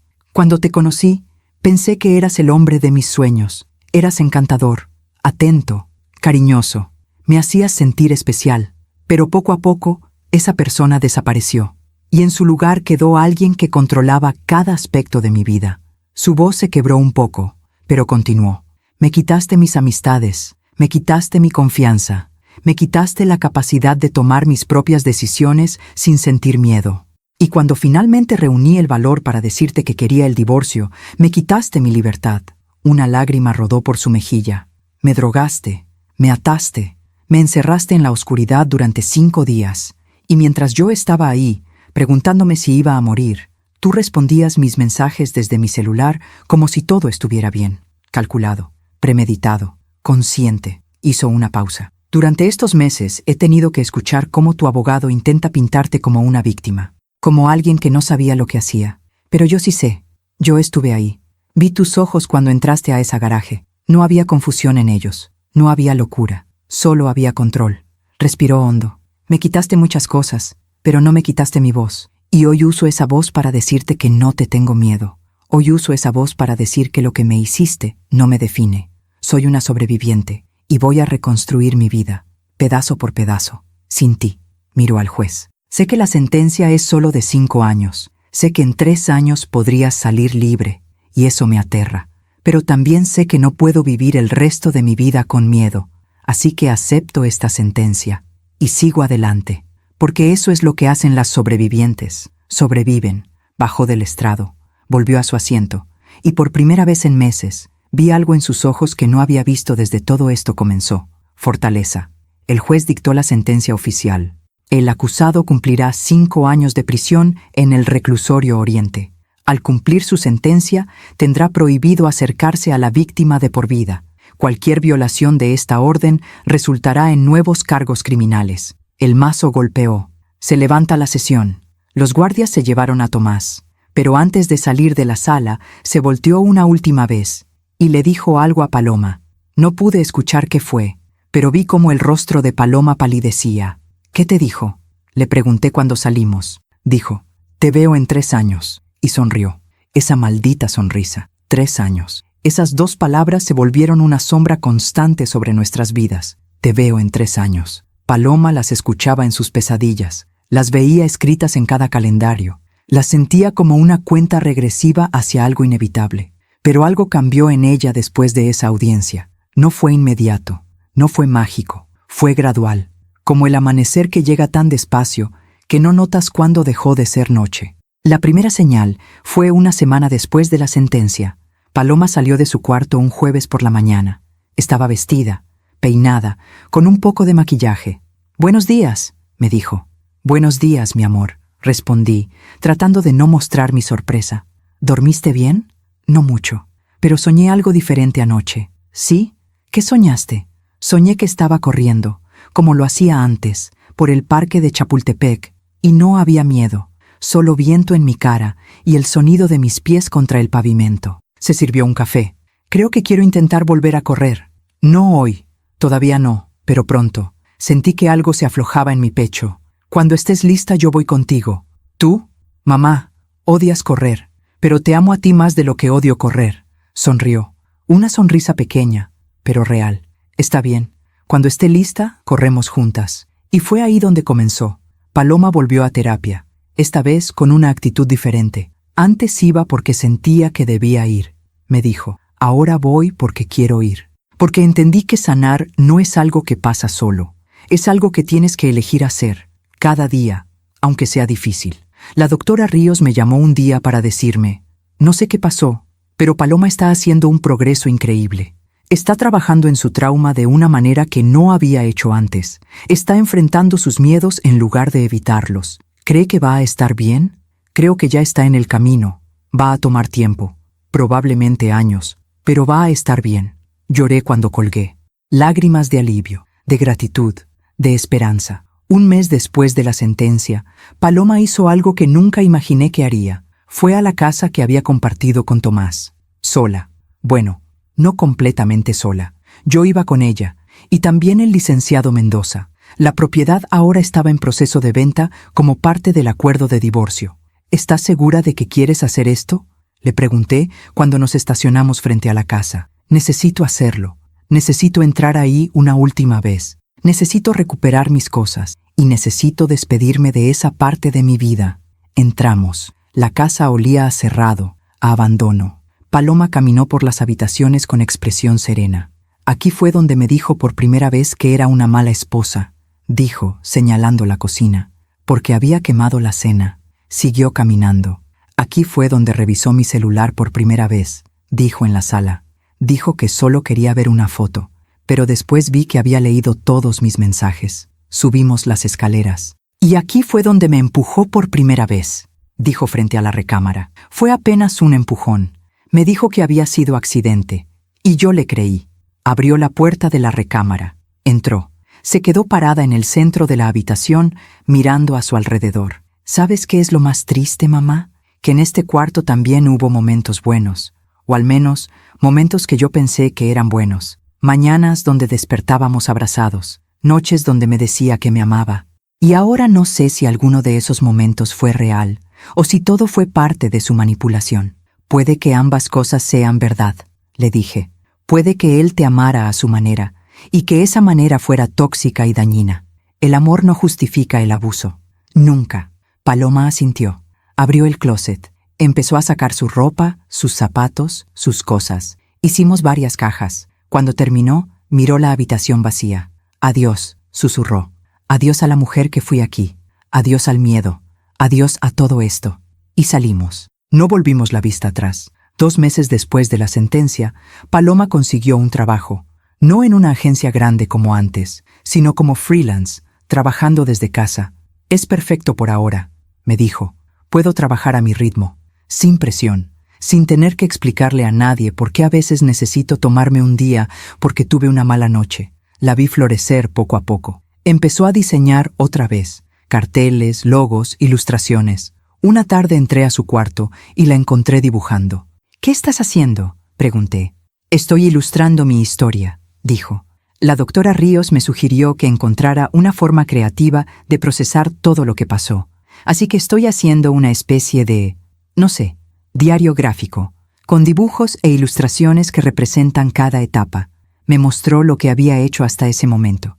Había dibujos oscuros, dolorosos, que representaban el abuso, pero también había dibujos de luz, de esperanza, de renacimiento. Es hermoso, le dije. Es terapéutico. Cada vez que termino un dibujo, siento que dejo ir un poco más del dolor. ¿Y qué vas a hacer con todo esto cuando termines? No lo sé. Tal vez nada. Tal vez lo guardo para mí. O tal vez algún día lo comparto. Para que otras mujeres sepan que no están solas, que se puede sobrevivir, que se puede sanar. La abracé. Mi niña artista había vuelto. El cambio más grande llegó 6 meses después de la sentencia. Un domingo por la mañana, Paloma bajó a la cocina donde yo estaba preparando el desayuno. Mamá, necesito decirte algo. Dime. He estado pensando mucho sobre todo lo que pasó. Sobre el juicio, sobre la sentencia, sobre todo. ¿Sí? Y me di cuenta de algo. Pasé tanto tiempo enojada porque solo le dieron 5 años. Tanto tiempo con miedo porque en 3 años va a salir. Tanto tiempo pensando en él, en lo que me hizo, en la injusticia de todo esto. Hizo una pausa. Pero ¿sabes qué? Él no merece ocupar tanto espacio en mi cabeza. No merece que cada decisión que tomo esté dictada por el miedo a lo que podría pasar cuando salga. No merece tener tanto poder sobre mi vida. Tienes razón. Así que decidí algo. Voy a vivir mi vida. Voy a reconstruirla. Voy a perseguir mis sueños. Y cuando esos 3 años pasen, voy a estar tan lejos, tan fuerte, tan rodeada de gente que me ama, que no importará que él esté libre, porque yo voy a ser libre también. De verdad libre. Me limpié las lágrimas que empezaban a caer. Estoy tan orgullosa de ti. Y hay algo más que quiero hacer. ¿Qué? Quiero hablar públicamente sobre lo que me pasó. No ahora. Todavía no estoy lista. Pero algún día, quiero que mi historia ayude a otras mujeres a reconocer las señales, a salir antes de que sea demasiado tarde, a saber que hay vida después del abuso. ¿Estás segura? Eso significa exponerte. Significa que todo el mundo va a conocer tu historia. Lo sé, y me da miedo. Pero también sé que si mi dolor puede prevenir que otra mujer pase por lo mismo, entonces vale la pena. La abracé tan fuerte que probablemente le corté la respiración. Vamos a hacerlo juntas. Cuando estés lista, yo voy a estar a tu lado. Lo sé, mamá. Siempre lo has estado. Ese día, después del desayuno, hicimos algo que no habíamos hecho en meses. Fuimos a correr. Bueno, Paloma corrió. Yo caminé rápido tratando de seguirle el ritmo. Llegamos al parque de Chapultepec. El sol brillaba entre los árboles. Había familias paseando, niños jugando, parejas tomadas de la mano. Vida normal, vida hermosa. ¿Lista?, me preguntó Paloma. Lista. Y empezó a correr. La vi alejarse por el camino. su pelo moviéndose con el viento, sus piernas fuertes llevándola cada vez más lejos. Y en ese momento entendí algo. Ella iba a estar bien. Tal vez no hoy, tal vez no mañana, pero iba a estar bien. 8 meses después de la sentencia, pasó algo inesperado. El licenciado Mendoza nos llamó un martes por la tarde. «Tengo noticias sobre Tomás», dijo.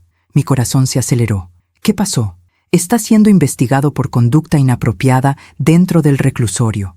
Al parecer ha tenido varios incidentes con otros internos. Amenazas, comportamiento agresivo, violación de las reglas de la prisión. ¿Y eso qué significa?» «Significa que es poco probable que le concedan la libertad condicional en 3 años. Su comportamiento está documentado. Cada incidente suma tiempo. Cada violación de reglas reduce sus posibilidades de salir temprano. ¿Estás diciendo que va a cumplir los 5 años completos? Es muy probable. Y si sigue con ese comportamiento, podrían añadirle tiempo adicional». Cuando colgué, le conté a Paloma. Esperaba que se alegrara, pero su reacción fue diferente. «Bien», dijo simplemente. «Pero honestamente, mamá, ya no importa tanto. Ya no vivo mi vida pensando en cuándo va a salir. Ya no le doy ese poder». Y era verdad. La vi seguir adelante con su vida, como si esa noticia fuera solo un dato irrelevante. Siguió trabajando, siguió haciendo terapia, siguió dibujando su historia. Un día me mostró el proyecto completo. Había creado un libro ilustrado.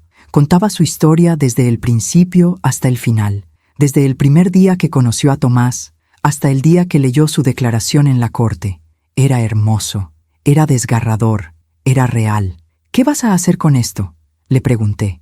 «Voy a publicarlo, como libro digital, gratuito, para que cualquier mujer que esté pasando por algo similar pueda leerlo, para que sepan que no están solas». «¿Y tu nombre? ¿Vas a usar tu nombre real?» «Sí, porque no tengo nada de qué avergonzarme. Él fue quien cometió el crimen. Yo fui la víctima, y ahora soy la sobreviviente. Y las sobrevivientes no se esconden». Publicó el libro un año después de la sentencia. Se volvió viral. Miles de mujeres lo leyeron. Cientos le escribieron mensajes. «Gracias por compartir tu historia». Me ayudó a reconocer que yo también estaba siendo abusada. «Tu valentía me inspiró a dejar a mi esposo abusivo. Leí tu libro y por primera vez en años no me sentí sola».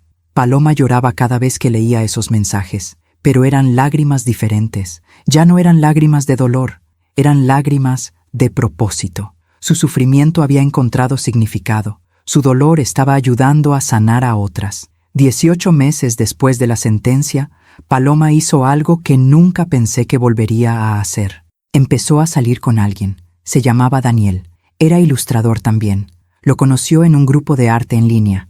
Al principio solo eran amigos. Hablaban de diseño, de técnicas, de proyectos, pero poco a poco se volvió algo más. «Mamá, estoy asustada», me confesó una noche. «Me gusta, de verdad me gusta, pero tengo tanto miedo de volver a equivocarme, de no ver las señales otra vez». «¿Y has visto alguna señal?» «No, es lo opuesto a Tomás. Es paciente, es amable, respeta mis límites. Entiende que tengo trauma, no presiona, no controla, no cela. Entonces dale una oportunidad, pero ve despacio y confía en tu instinto. Ahora sabes qué buscar, ahora sabes cuáles son las señales de alarma. ¿Y si me lastima? Entonces vas a sobrevivir otra vez, porque eso es lo que haces. Sobrevives, y yo voy a estar aquí para ayudarte». Le presenté a Daniel 3 meses después de que empezaran a salir. Era un hombre tranquilo, de voz suave, con ojos amables. Durante la cena, le pregunté directamente: «Daniel, mi hija ha pasado por cosas muy difíciles. ¿Estás preparado para eso? ¿Para las noches difíciles? ¿Para los días donde el trauma la alcanza? ¿Para todo lo que implica amar a alguien que está sanando?» Él me miró directo a los ojos. «Señora Barroso, no pretendo curarla, no pretendo salvarla. Paloma ya se salvó a sí misma. Yo solo quiero acompañarla. Quiero ser alguien en quien pueda confiar. Quiero darle el espacio y el amor que merece. Y voy a ir al ritmo que ella necesite». Asentí. «Está bien, pero si alguna vez la lastimas, no voy a hacerlo. Pero si lo hago, usted tiene permiso de venir a buscarme», como lo hizo con él. Y sonrió. Me cayó bien. 2 años después de la sentencia, Paloma y yo fuimos a un café en la tarde. Estábamos tomando capuchino y comiendo pan dulce cuando ella dijo: «Mamá, nunca te di las gracias. ¿Por qué? por no haberme dejado, por haber confiado en tu instinto ese día, por haber ido a buscarme cuando algo dentro de ti te dijo que algo estaba mal. Si no hubiera sido... No terminó la frase. No pienses en eso. Pero es verdad, me salvaste la vida. Literalmente. Hice lo que cualquier madre haría. No, no cualquier madre. Muchas madres hubieran creído la historia de que estaba de viaje. Muchas madres no habrían persistido. Muchas madres no habrían confiado en su instinto. Pero tú sí. Y por eso estoy viva. Por eso estoy aquí. Por eso pude sanar. Me tomó la mano. Así que gracias. Gracias por ser la madre que eres. Gracias por nunca rendirte conmigo. Gracias por amarme incluso cuando yo no podía amarme a mí misma. Lloré ahí mismo, en medio del café. No tienes que agradecerme por amarte. Eso nunca va a cambiar. Lo sé, pero igual quería decirlo. Nos quedamos en silencio un rato, tomadas de la mano, sabiendo que habíamos sobrevivido juntas a lo peor, y que lo que venía, lo que fuera que viniera, también lo enfrentaríamos juntas. Porque eso es lo que hacen las madres y las hijas que han pasado por el infierno. Se sostienen, se cuidan, y nunca, nunca se sueltan. 3 años pasaron más rápido de lo que imaginé. Paloma ya no vivía conmigo. Se había mudado a un departamento pequeño con Daniel. Estaban comprometidos. La boda se planeaba para el próximo verano. Mi hija había reconstruido su vida completamente. Tenía un estudio de diseño propio. Su libro ilustrado había ayudado a cientos de mujeres. Daba conferencias en universidades sobre violencia doméstica. Sonreía, reía, vivía. Era como ver un milagro en cámara lenta. Y entonces llegó la llamada. Era un viernes por la tarde. Yo estaba en la cocina preparando la cena cuando sonó el teléfono. Señora Barroso, habla el licenciado Morales, de la Fiscalía. Buenas tardes, licenciado. Le llamo para informarle que Tomás Vega será liberado la próxima semana. Cumplió su sentencia completa. 5 años. Mi corazón se detuvo. ¿La próxima semana? Sí, el martes. Quería que usted y Paloma estuvieran informadas. La orden de restricción sigue vigente, por supuesto. Él no puede acercarse a ella bajo ninguna circunstancia. Si lo hace, puede llamar a la policía inmediatamente. Entiendo. Gracias por avisar. Colgué y me quedé parada en la cocina, procesando. 5 años. Habían pasado 5 años desde ese día horrible en la garaje. Y ahora él iba a salir libre. Llamé a Paloma. Hola, mamá. ¿Todo bien? Mi amor, necesito decirte algo. Tomás sale la próxima semana. Hubo un silencio largo del otro lado. Ya sabía que iba a pasar pronto, dijo finalmente. Está bien, estoy preparada. ¿Estás segura? Sí. Ya no me da miedo, mamá. Ya no tiene poder sobre mí. Y era verdad. Escuchaba su voz tranquila, segura. Mi niña realmente había sanado. El martes siguiente, Tomás Vega salió del reclusorio Oriente. No fui a verlo, ni Paloma tampoco. Pero los días siguientes empecé a escuchar cosas. Mi hermano Luis me llamó 3 días después. Amelia, ¿te enteraste? ¿De qué? De Tomás. Está en todos los grupos de vecinos de redes sociales. Intentó conseguir trabajo en varias empresas, pero cuando buscan su nombre en Internet, lo primero que aparece es el libro de Paloma, su historia, los artículos sobre el caso. Y nadie lo quiere contratar. Dicen que es un riesgo, que no pueden tener a alguien con ese historial trabajando con ellos. Me quedé callada, procesando esa información. También intentó rentar un departamento, continuó Luis, pero los caseros se niegan. Dicen que no quieren problemas en sus edificios. ¿Cómo sabes todo esto? Porque su mamá anda diciéndolo por todo el vecindario. Dice que Paloma lo está destruyendo, que su hijo ya pagó su condena y que no es justo que siga siendo castigado. Él se destruyó solo, dije. Paloma solo contó la verdad. Lo sé, solo quería que supieras. Una semana después, me encontré con la doctora Hernández en el supermercado. Señora Barroso, qué gusto verla. ¿Cómo está Paloma? Muy bien, feliz, comprometida. Me alegra tanto escucharlo. Y disculpe la pregunta, pero ¿se enteró de lo de Tomás? ¿Qué de Tomás? Vino al hospital la semana pasada. Quería que lo atendieran en urgencias. Decía que tenía dolores en el pecho. Lo revisamos y físicamente estaba bien. Era ansiedad. Le recomendamos terapia psicológica. ¿Y fue? No.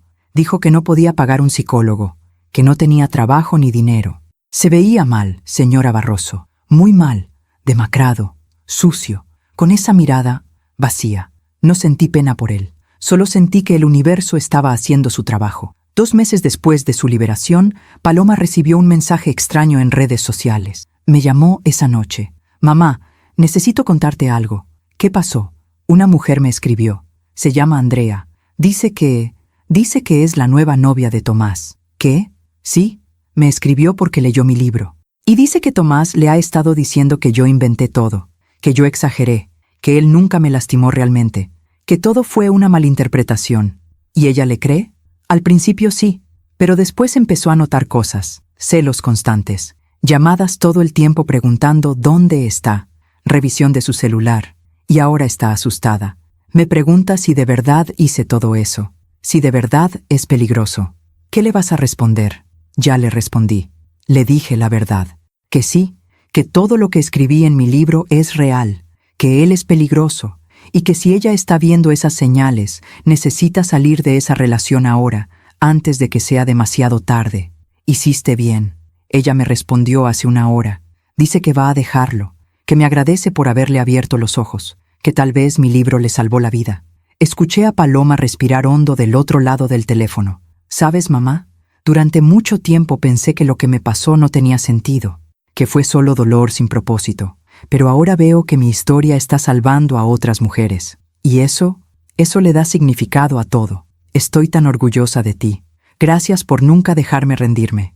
Cuando colgamos me quedé pensando en Andrea, en cómo casi se convierte en otra víctima, en cómo la voz de Paloma la había salvado, y en cómo Tomás, en su intento de volver a manipular a alguien, se había topado con una mujer que ya conocía su verdadera cara gracias al testimonio de mi hija. La justicia tomaba formas extrañas. 6 meses después de su liberación, el licenciado Mendoza me llamó. Señora Barroso, tengo información sobre Tomás que pensé que debería saber. ¿Qué pasa? Está siendo investigado de nuevo. Al parecer, violó la orden de restricción. Intentó contactar a Paloma a través de perfiles falsos en redes sociales. Ella lo reportó y ahora enfrenta nuevos cargos. ¿Qué tan graves? Suficientes para que vuelva a prisión. Tal vez por 2 años más. Tal vez más, dependiendo de lo que encuentren en la investigación. No le conté a Paloma de inmediato. Esperé a verla en persona el domingo siguiente. Cuando se lo dije, su reacción me sorprendió. No me sorprende, dijo tranquilamente. Gente como él no cambia. Pensó que podría volver a su vida de antes y que todo mundo olvidaría lo que hizo. Pero el mundo no funciona así. ¿Cómo te sientes? Honestamente, mamá, ya no siento nada por él. Ni rabia, ni miedo, ni satisfacción porque esté en problemas otra vez. Solo indiferencia. Es como si fuera un extraño, alguien que una vez conocí en otra vida. Eso es sanación verdadera. Lo sé. Y lo más loco es que tomó 5 años, pero finalmente puedo decir que estoy libre. De verdad libre. Daniel, que estaba sentado a su lado, le tomó la mano. Y vas a seguir estándolo, dijo él, porque tienes gente que te ama y te protege. Paloma lo miró con tanto amor que sentí que mi corazón se hinchaba. Ella había encontrado lo que siempre mereció, un amor real, sano, seguro. 1 año después de su liberación, recibí una llamada de una periodista. Señora Barroso, mi nombre es Gabriela Ruiz. Trabajo para un periódico nacional. Estamos haciendo un reportaje sobre violencia doméstica y el sistema de justicia. ¿Estarían usted y su hija dispuestas a dar una entrevista? Le pregunté a Paloma. Sí, dijo. Quiero hablar. Quiero que más gente sepa lo que pasa cuando el sistema falla. Y también quiero que sepan que se puede sobrevivir, que se puede sanar. La entrevista se publicó 1 mes después. Fue la portada del periódico. Sobreviviente de violencia doméstica convierte su dolor en propósito. La historia de Paloma Barroso. El artículo contaba todo, desde el día que la encontré en la garaje hasta ahora. Hablaba sobre su recuperación, su libro, su trabajo ayudando a otras mujeres. Y también mencionaba a Tomás, cómo había violado la orden de restricción, cómo había vuelto a prisión, cómo su propia familia lo había abandonado, cansados de sus mentiras y manipulaciones, cómo vivía ahora en una celda, solo, sin visitas, sin nadie que lo defendiera. La periodista había investigado y había incluido un detalle que me impactó. Según fuentes del reclusorio, Tomás Vega sufre de depresión severa, rechaza tratamiento psicológico, pasa sus días en completo aislamiento. Otros internos lo evitan por su reputación. Los guardias dicen que es una sombra del hombre que era antes. Leí ese párrafo varias veces. No sentí pena por él, pero sí sentí algo parecido a Cierre. El hombre que había intentado destruir a mi hija se había destruido a sí mismo, no por venganza nuestra, sino por sus propias decisiones, por su incapacidad de cambiar, por su arrogancia al pensar que podría seguir manipulando y controlando. La vida le había cobrado su deuda, y lo había cobrado de la manera más silenciosa y devastadora, con soledad, aislamiento y el vacío que él mismo había creado. La boda de Paloma fue en junio, una ceremonia pequeña, íntima, en un jardín lleno de flores. Cuando caminó hacia el altar, con su vestido blanco y una sonrisa radiante, lloré. Lloré por todo lo que había pasado para llegar a ese momento. Lloré por la mujer rota que había rescatado de una garaje oscura 5 años atrás. Lloré por las noches de pesadillas, por las tardes de terapia, por los momentos donde pensé que nunca volvería a verla sonreír así. Y lloré de gratitud, porque ella no solo había sobrevivido, había florecido. En su discurso durante la recepción, Paloma dijo algo que nunca voy a olvidar. Durante mucho tiempo pensé que mi historia era solo sobre dolor, sobre pérdida, sobre trauma. Pero hoy me doy cuenta de que mi historia también es sobre resistencia, sobre amor, sobre segundas oportunidades. Miró hacia donde yo estaba sentada. Mamá, si no hubieras confiado en tu instinto ese día, no estaría aquí. Así que este momento no es solo mío, es tuyo también, es nuestro. Todos aplaudieron, y yo solo pude sonreír a través de las lágrimas, porque tenía razón. Habíamos ganado, no en los tribunales necesariamente, no con la sentencia que queríamos, pero habíamos ganado de la única manera que importaba. Paloma estaba viva, estaba feliz, estaba libre, y Tomás estaba exactamente donde merecía estar, solo, vacío, pagando por sus actos no con años de prisión necesariamente, sino con la pérdida de todo lo que alguna vez tuvo, su reputación, su libertad, su familia, su capacidad de manipular a otros. Todo se lo había quitado su propio karma. Y nosotras seguíamos adelante, más fuertes, más sabias, más unidas que nunca. Hoy, sentada en mi sala con una taza de café, mirando las fotos de la boda de Paloma en la pared, puedo decir que entiendo algo que antes no comprendía. La justicia no siempre llega con sentencias largas o castigos severos. A veces la justicia llega de formas más silenciosas, más profundas. Tomás cumplió 5 años de prisión. Luego volvió por violar la orden de restricción. Pero su verdadero castigo no fueron esos años encerrado. Su verdadero castigo fue perderse a sí mismo. Fue vivir con la soledad que él mismo creó. Fue enfrentar el rechazo de cada persona que conocía su verdad. Fue verse en el espejo y no reconocerse. Mientras tanto, Paloma floreció. Se casó con un hombre bueno que la ama y la respeta. Su libro ayudó a cientos de mujeres a reconocer señales de abuso. Tiene un negocio próspero, amistades sanas, una vida llena de propósito. Hace 2 semanas me llamó para darme una noticia. Mamá, estoy embarazada. Lloré de felicidad. Mi Paloma va a ser madre. Y yo voy a ser abuela. ¿Tienes miedo?, le pregunté. Un poco, pero también tengo algo que no tenía antes, conciencia. Sé qué señales buscar, sé cómo proteger, sé que el amor verdadero no controla, no lastima, no destruye, y vas a ser una madre maravillosa. Aprendí de la mejor. Colgamos y me quedé pensando en todo el camino recorrido. Desde ese día horrible, cuando escuché ese gemido en la garaje, hasta hoy, cuando mi hija me dice que va a traer una nueva vida al mundo. Si hay algo que aprendí de todo esto, es que el instinto de madre nunca miente. Ese día que fui a casa de Paloma sin avisar, algo dentro de mí sabía que algo estaba mal. Pude haberme ido cuando Tomás me dijo que ella estaba de viaje. Pude haber creído su sonrisa perfecta y sus palabras convincentes, pero no lo hice. Confié en esa voz interior que gritaba que mi hija me necesitaba, y gracias a eso, ella está viva. También aprendí que sanar no es lineal. Hay días buenos y días malos. Hay momentos de fuerza y momentos de quebranto, pero cada paso cuenta. Cada día que eliges seguir adelante es una victoria. Paloma me enseñó eso. Me enseñó que la verdadera fortaleza no es no caer nunca, sino levantarse cada vez que caes. Y aprendí algo sobre la justicia. No siempre llega como la queremos, no siempre es rápida o satisfactoria, pero llega. Tomás no está en prisión para siempre, es cierto, pero está preso de otras maneras. preso de su soledad, preso de su culpa, preso de las consecuencias de sus propias decisiones, mientras Paloma vuela libre. Hace un mes, Paloma y yo fuimos a tomar café, como hacemos cada domingo. Mamá, si pudieras volver atrás y cambiar algo, ¿qué cambiarías? Pensé en eso. Hubiera deseado verte antes las señales, dije. Hubiera deseado no ser tan ingenua con él.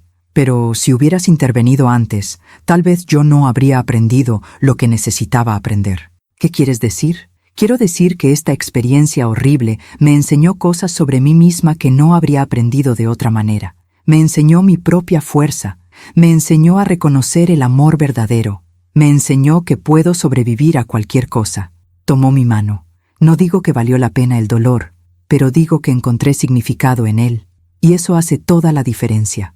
Ahora, cuando miro hacia atrás, veo todo el camino que recorrimos juntas, las noches de pesadillas, las mañanas de esperanza, los días difíciles en las cortes, los momentos de victoria pequeña, la mujer rota que rescaté, la mujer fuerte en la que se convirtió, y me doy cuenta de que esta historia no es solo sobre trauma y recuperación, es sobre amor, amor de madre que nunca se rinde, amor propio que se reconstruye pedazo por pedazo, amor verdadero que llega cuando menos lo esperas. Si mi historia ayuda a una sola mujer a abrir los ojos, habrá valido la pena. Si una madre lee esto y decide confiar en su instinto cuando algo no se siente bien, entonces cada lágrima que derramamos tendrá sentido. Si una mujer atrapada en una relación abusiva reconoce las señales y encuentra el valor para salir, entonces todo este dolor se convierte en propósito, porque eso es lo que las mujeres hacemos. Transformamos nuestro dolor en sabiduría, transformamos nuestras heridas en lecciones, transformamos nuestra supervivencia en esperanza para otras. Paloma está bien ahora, más que bien, está floreciendo, y yo también, porque juntas aprendimos que el amor verdadero no lastima, que la fortaleza viene en muchas formas, que confiar en nuestro instinto puede salvarnos la vida, y que no importa cuán oscura sea la noche, siempre, siempre llega el amanecer. Gracias por escucharme hasta el final. Si esta historia tocó tu corazón, compártela con alguien que amas. A veces, una historia así puede cambiar todo un día, o una vida entera. Que Dios te bendiga. Y recuerda, si algo dentro de ti te dice que alguien que amas está en peligro, confía en ese instinto, porque el amor de madre, el amor verdadero, siempre sabe, siempre.